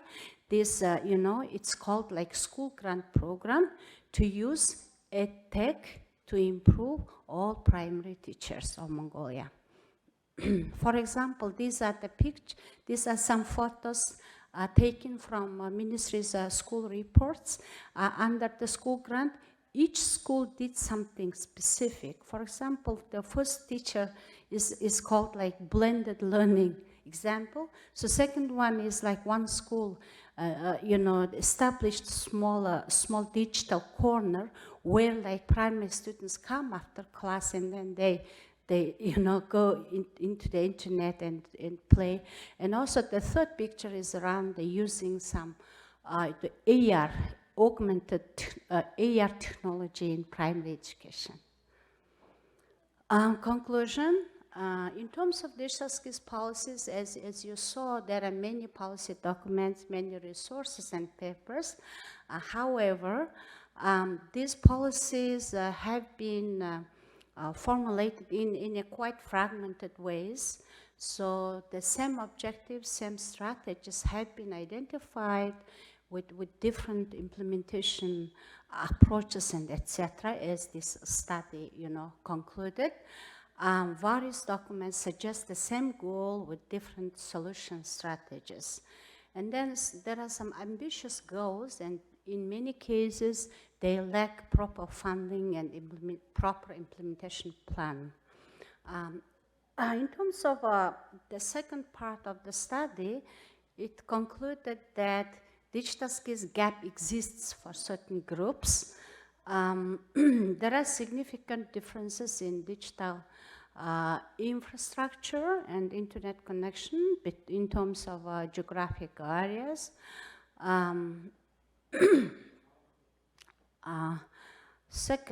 Third part, conclusion related to digital skills development here.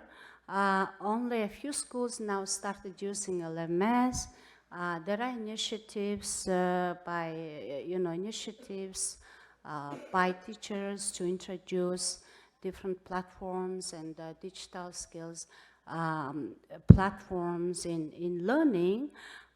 There is a high demand from teachers to improve their digital skills, and there are gaps related to English, the English language barrier, because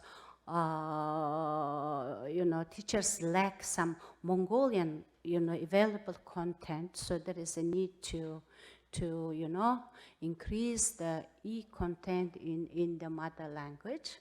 So let me summarize some recommendations. These are the already mentioned above, and now we need all policies should be linked and sustainable and coordinated to promote like sustainability and equity. Expansion of digital infrastructure to lessen digital divide in the country is important. Also, education system should leverage the potential of edtech innovations in the future.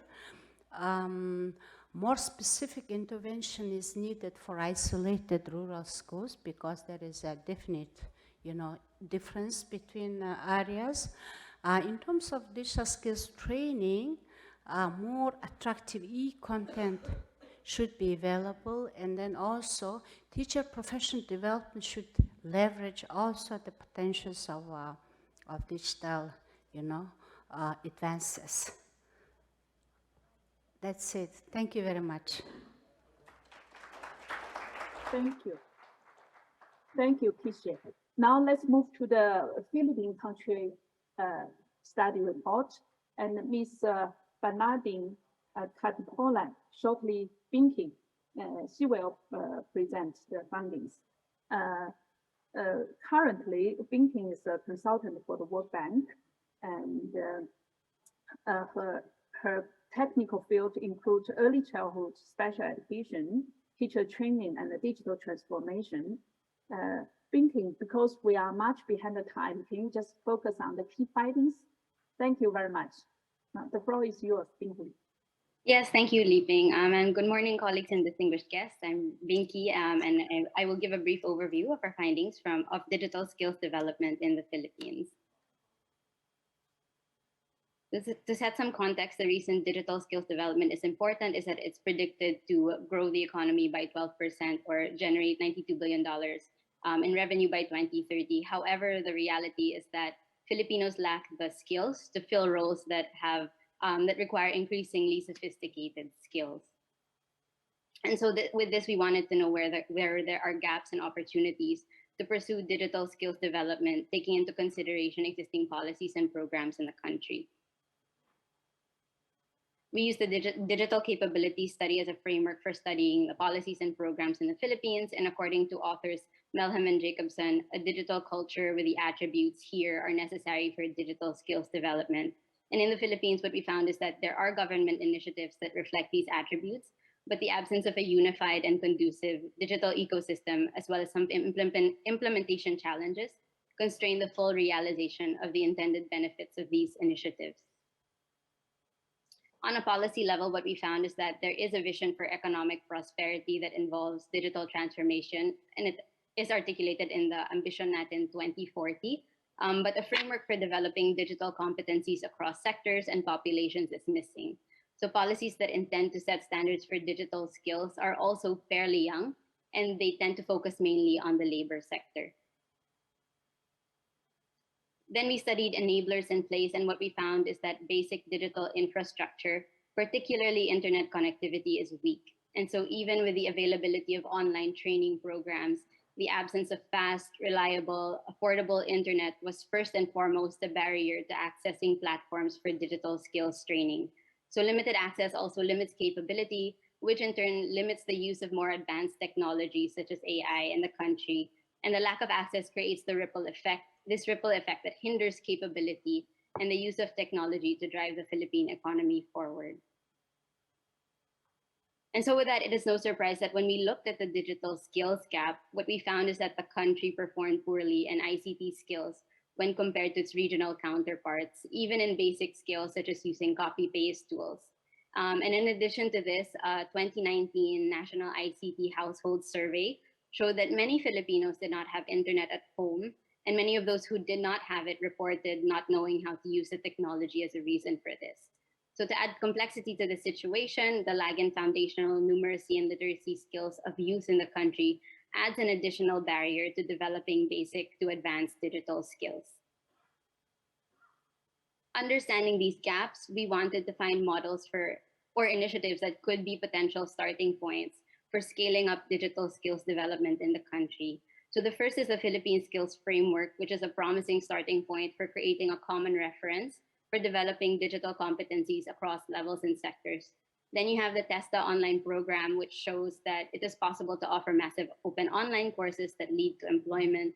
And then finally, the other model is the DICT Workplace Learning and Development Platform, which we highlight because this platform was developed through partnership with the private sector, offers globally recognized courses, and uses data on in-demand jobs and skills to offer relevant training to government employees. So eventually, the platform intends to be a one-stop shop that leads to accreditation and career advancement.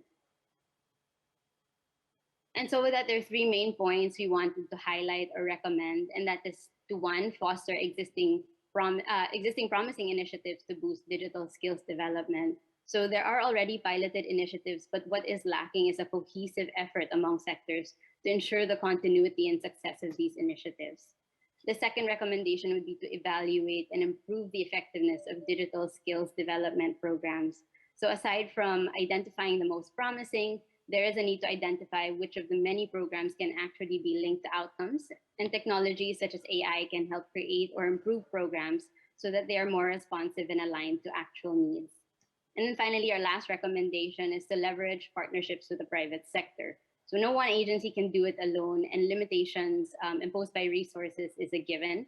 And so the government should leverage partnerships with private organizations who have the capacity, resources, and expertise to deliver quality digital skills training. So some aspects that can be considered are curriculum enhancement, micro-credentials, and seeking help from the private sector to mobilize procurement and implementation. And here's where I end my presentation. Thank you very much. Thank you very much, Pinky. Now let's move to the Singapore country report. Mr. Fang, please share your PPT. Mr. Michael Fang, currently is the Executive Director of the Institute for the Future Adaptation at Monterey. It's a leading private university in Latin America with 26 campuses in Mexico. But last year, when Mr. Fang joined our last year's forum, he was Deputy Chief Executive at the Skills Future Singapore. So he has very broad professional experience, including universities at Singapore, Hong Kong, now Mexico, and also ever worked in different government agencies in Singapore. So let's turn to Mr. Fang. Mr. Fang, the floor is yours. Thank you very much, Li Ping. Let me just share my screen. Okay, that's great. So in the interest of time, because I have only 5 minutes, I would do a very high-level overview of the study that we did about the digital skills development system in Singapore. Working with a research assistant, we looked at policy documents and we did a literature review of various policy documents, and also look at some statistics around digital skills development in Singapore. So this is going to be a very quick summary. So let me just give an overview. I think if we look at Singapore, it is clear that the Singaporean government saw the importance of digitalization well before the onset of COVID, the pandemic in 2020. And since the 1970s or so, digital skills has been a key national strategy for economic growth. And in the past few decades, there has been a range of master plans to prepare for a digital economy, a digital government, and a digital society. And digital skills is really a key component of all these master plans to move towards a smart nation. The pandemic that we experienced in the last couple of years did not change the direction, but accelerated the efforts to cover wider segments of population and to advance use of technologies in various settings. If we look at the organizational structure that has been put in place to advance digital skills, in 1981, the National Computer Board was formed, and that merged with the Telecoms Authority of Singapore in 1999 with the convergence of IT and telecoms. And in 2016, the Media Development Authority was merged to form the Infocom Media Development Authority due to the convergence of media together with the Infocom technologies. And the Government Technology Agency was also set up in the same year. A year later, we set up the Smart Nation Digital Government Office. And this office reports to the Prime Minister, elevating the level of importance and the coordination that's needed to achieve a digital society, a digital government, and a digital economy. And under the Smart Nation Digital Government Office, there are various functions that's also, and the plans implemented through the Government Technology Agency. I just want to give you a snapshot of all the various master plans that have been put in place. And in the report, we've categorized that into national initiatives that are related to public sector computerization and digitalization, and specifically in the education sector, the various ICT in education master plans that were put in place. So as you can see, starting from the 1980s, there have been successive national master plans and consistent work put in place to develop digital capabilities, digital skills at the national level, in the government, and in education. As we use the World Bank framework to analyze the policy interventions in Singapore, we have looked at the digital infrastructure and connectivity, and that has been a key enabler. So the digital connectivity in Singapore is very good. Mobile penetration rate is amongst the highest in the world. Broadband access is available to almost everyone. A series of regulations and acts have also been put in place, enabling electronic transactions, protecting data privacy, defining computer misuse, and ensuring better cybersecurity and so on. So these act as enablers for the growth of the digital economy. In parallel with that, there has also been increase in R&D investment over the years, and that support for R&D and innovation also helps to improve the level of digital skills and digitalization in the nation. The policies for education of digital skills in schools and the workforce had also been aligned through various policies and plans, and aligned with economic growth planning for various industry sectors. And to enable the digital skills training of the students and the workforce, training for teachers and adult educators were also put in place to support that. Again, in the interest of time, I'll just talk about the learning points that we've taken away from this study. I won't go into all the details, but as you can see from the successive master plan, the learning point one is to take an evolutionary approach, that one plan builds the foundation for the next plan. So we really need to have sustained efforts over time to be able to develop advanced skills to power the digital economy. The second recommendation is to establish strong coordination across various parts of the government, because they play different roles, but very important roles in ensuring development, and also partnerships with private industry and non-governmental organizations as well, to create a more comprehensive system. The third recommendation is to comprehensively identify target segments, and this would include those who are pursuing professions in the digital economy, but also those who are using digital tools for other professions, including those who use digital tools for day-to-day living. So by identifying these different target segments, we can design interventions that serve their needs. And part of that is to serve the needs of those who are underprivileged, those who are disadvantaged, to make sure that they are not left behind. The fourth recommendation is to address mindsets of individuals and companies. With all these supply side interventions, it is also very important for individuals and companies to recognize the importance of digital skills and digitalization of their businesses. And the final recommendation is to build systems for flexibility and change. What we've seen in the last couple of years especially is the need to respond very quickly to evolving changes due to pandemic, due to changes in global supply chains. And that kind of flexibility needs to happen within education and training systems, and of course within our economies as well. Thanks, that's the end of my presentation. Thank you very much. Thank you very much, Mr. Fang. So now let's move to the next presenter, Mr. Ta Hai Tang, Dean of the School of Information and Communication Technology, Hanoi University of Science and Technology. So Professor Tang, I'm sorry because we are much behind the time.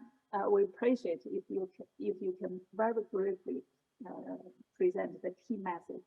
Thank you. The floor is yours, Mr. Professor Tang.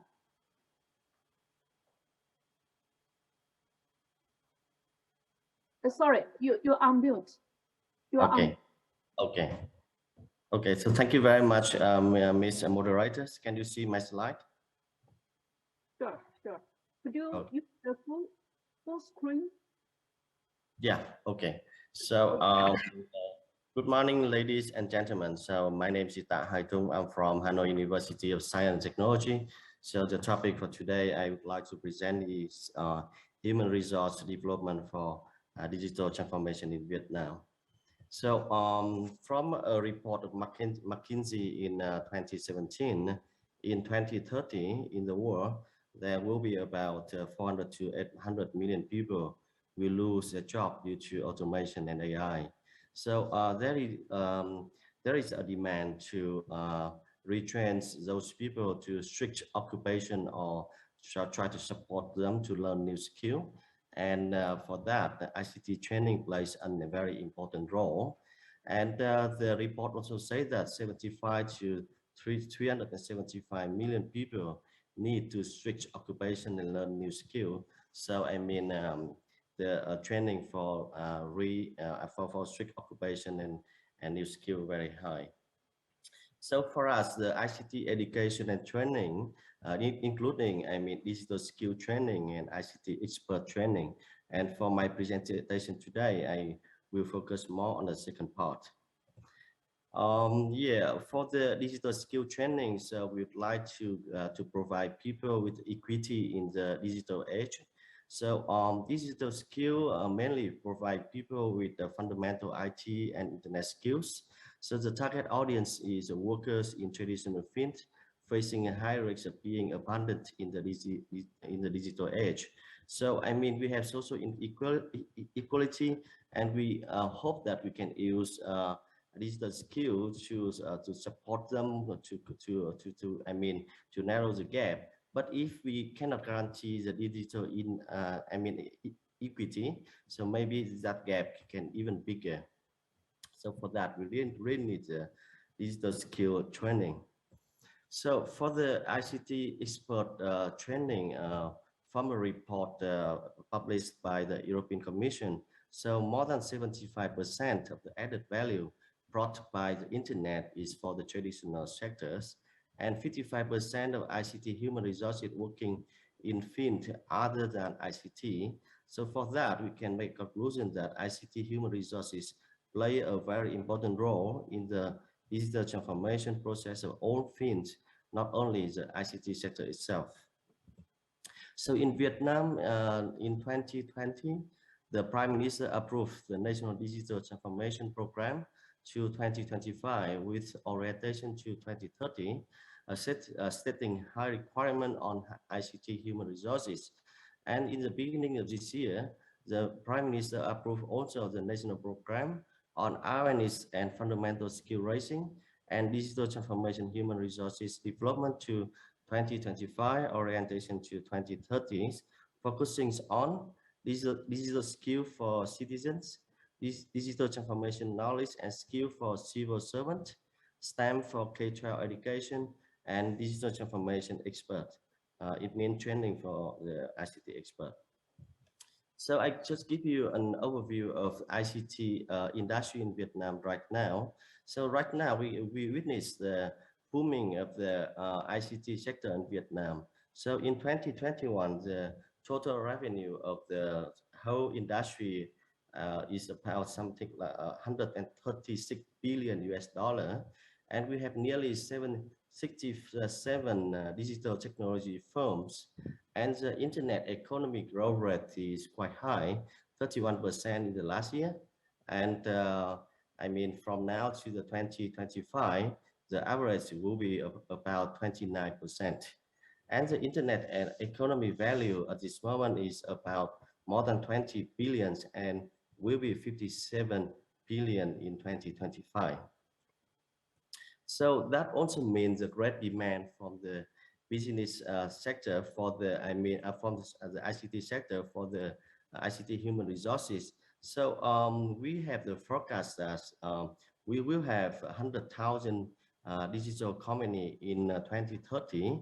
And at that time, we will have 1,500,000 people working in those companies. Yeah, that not only whole 1,500,000, including also not only developers.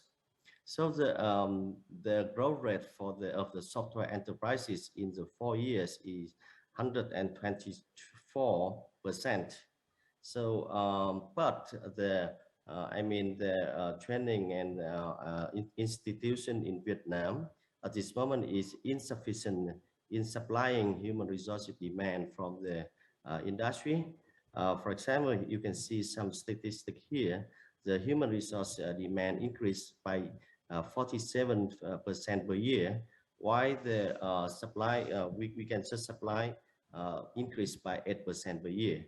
So in 2025, we will see the ICT personnel shortage of nearly 200,000 personnel. Concerning the ICT training institution in Vietnam, so this moment we have 160 university and 412 technical colleges providing ICT courses, and every year they can provide 58,000 ICT personnel to the labor market. And concerning the quality of those education program, so the Ministry of Education and Training urged those university to go to international accreditation organization in order to guarantee the quality of the program. So we see here several well-known international accreditation organization. Solution from industry, because in the industry they see that the professional institution cannot provide enough ICT human resources, so they also open university and college by themselves. For example, those are the 3 new universities in Vietnam, sponsored by the big corporation like FPT, Vingroup, and Phenica. And also they run several scholarship support and fresher and upskill training program in order to prepare for them the ICT human resources. And also the government sees the benefit of the digital university approach, especially after the pandemic. So at this moment, the government has the project in order to to invest on some mock platform in order to share education and training materials among institutions to adapt to the post-pandemic era and to quickly satisfy the human resources demand. And in the slide, you see the website of one platform in Vietnam. So, I just want to give you some information about the ICT personnel capability in Vietnam through some report and survey of digital international organization. For example, with the worldwide in developer skill chart of skill value report in 2019, we have the rank 29, and with the best freelancer survey, we in the top 2. And with one rank of best developer survey, we in the top 10. And in ASEAN Pacific, we have ranked 2 in ASEAN Pacific and ranked 22 in the worldwide by Global Skill Index in 2020. And considering the outsourcing destination, we are top 2 in Southeast Asia, and among the top country for the software outsourcing services in the Kina Global Service Location Index. And that's all for my presentation. Thank you very much. Thank you very much. So now let's move to the panel discussion. And we have 2 panelists on site in the meeting room, right? So let me introduce these 2 panelists and also raise questions to them. After that, let me check with the 3rd panelist. He just told us he has some technical problem by the internet connection. So now we have His Excellency Igor Mark. He's the Director General for Health Education of Ministry of Education, Youth and Sports from Cambodia. So His Excellency Enjoy is there in the meeting room.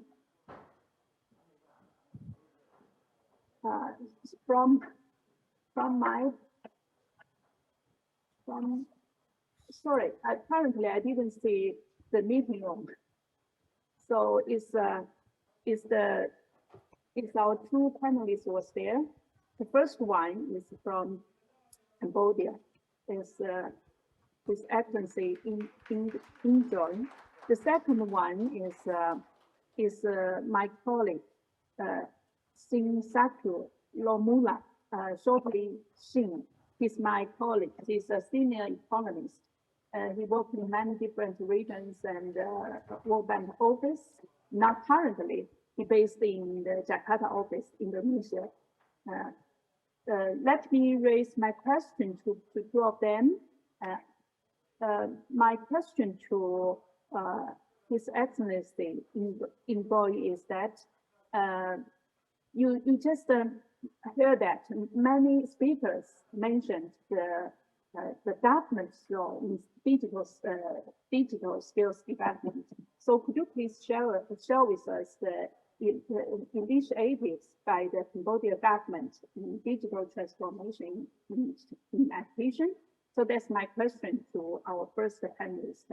And then the question to our second panelist, Xing. That's as we all know, the World Bank support the Indonesia government on teacher training for many years. So do you have any recommendations on how to improve teachers' digital skills in Indonesia? That's my questions to 2 panelists. And then now let's check if we can connect with our 3rd panelist, Mr. Gerald Kane. So please, our IT colleagues there on site, could you check if we can connect with Professor Kane, Gerald Kane? The Gerald Kane has some technical issues, so we'll have 2 panelists for this panel discussion. Okay, so let's turn to the 2 panelists in the meeting room. And then in order to the questions I just raised to you 2, you feel free to provide your comments on the 7 presentations. So the floor is to you.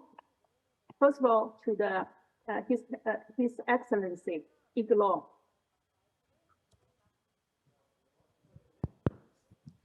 I think very good afternoon. It's already afternoon, I think. Yeah, colleagues and friends, This is my privilege to be the panel discussion within this, the forum on the ASEAN+3 Hrd held in Korea. So first, I would like to take this an opportunity to thank the organizer for inviting me and my team to attend this very crucial forum. So I think, thank you, Madam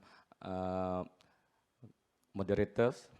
You know, it is reminded me back in 11 years ago. So when I attended this the forum on science, technology, and innovation organized by the Korean government institution, cooperated with the World Bank and OECD.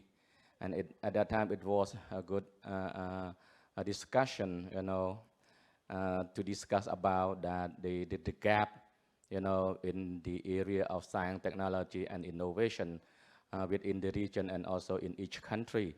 And also we discussed that, you know, what sector that each country adopted, you know, in order to promote the economic growth.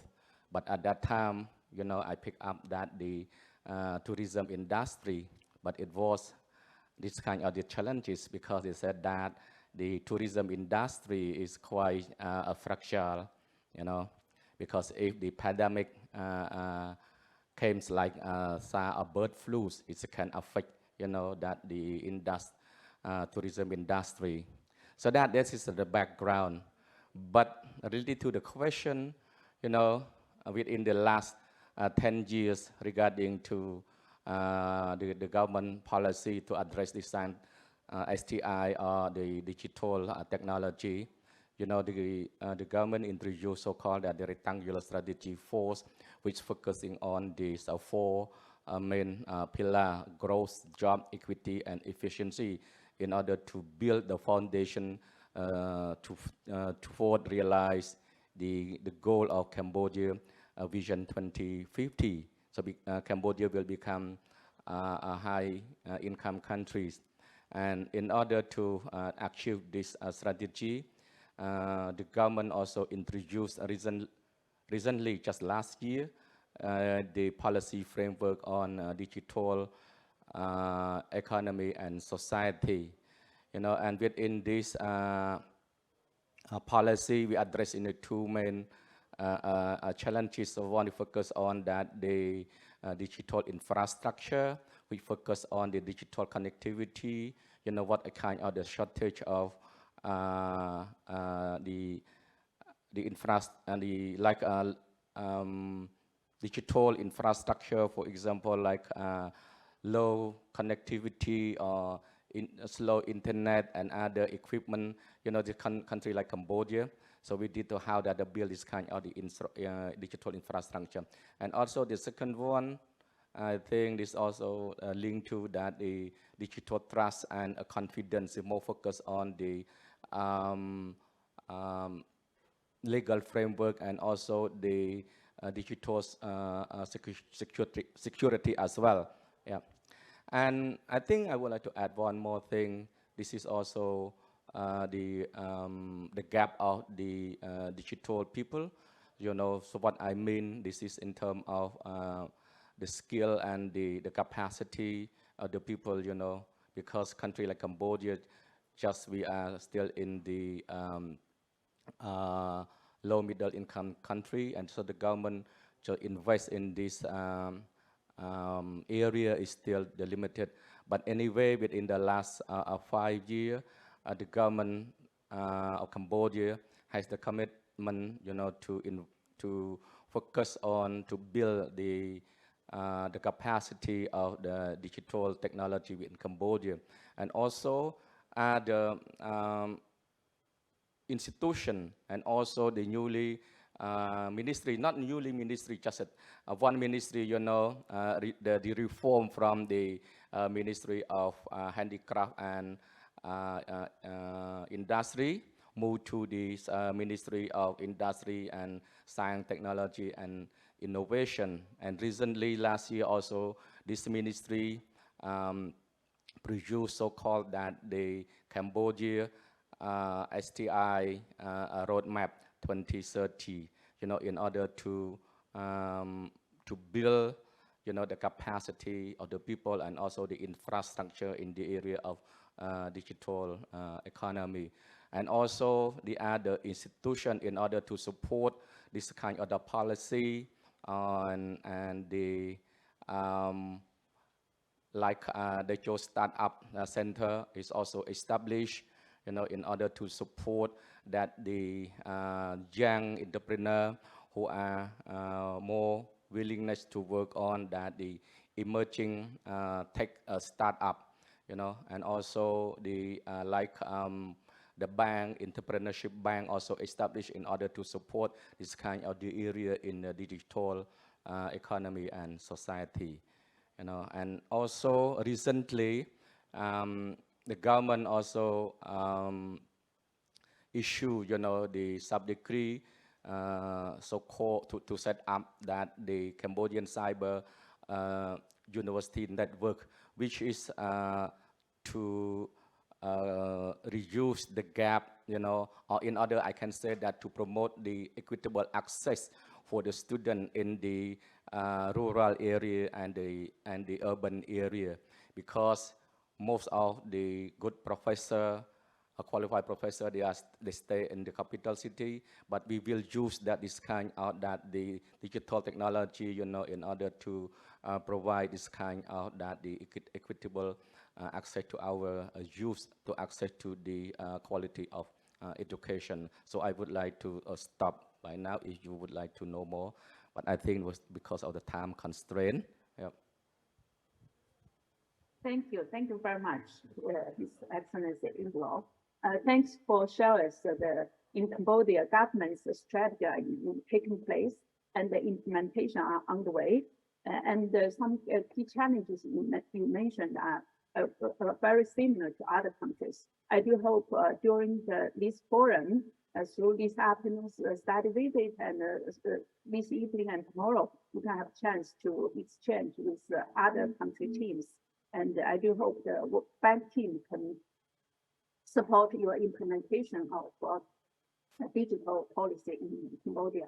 So let's thank you again. Let's move to my colleague Xin. Yeah, the floor is. Okay, thank you very much, Li Ping, and thank you very much for inviting me to this panel. So the question is about teachers and how we can teach, how we can train the teachers to with the digital education and using technologies in education. There are two things, but the first thing is that the world has gone through this time, very unique time of digital penetration due to the COVID pandemic.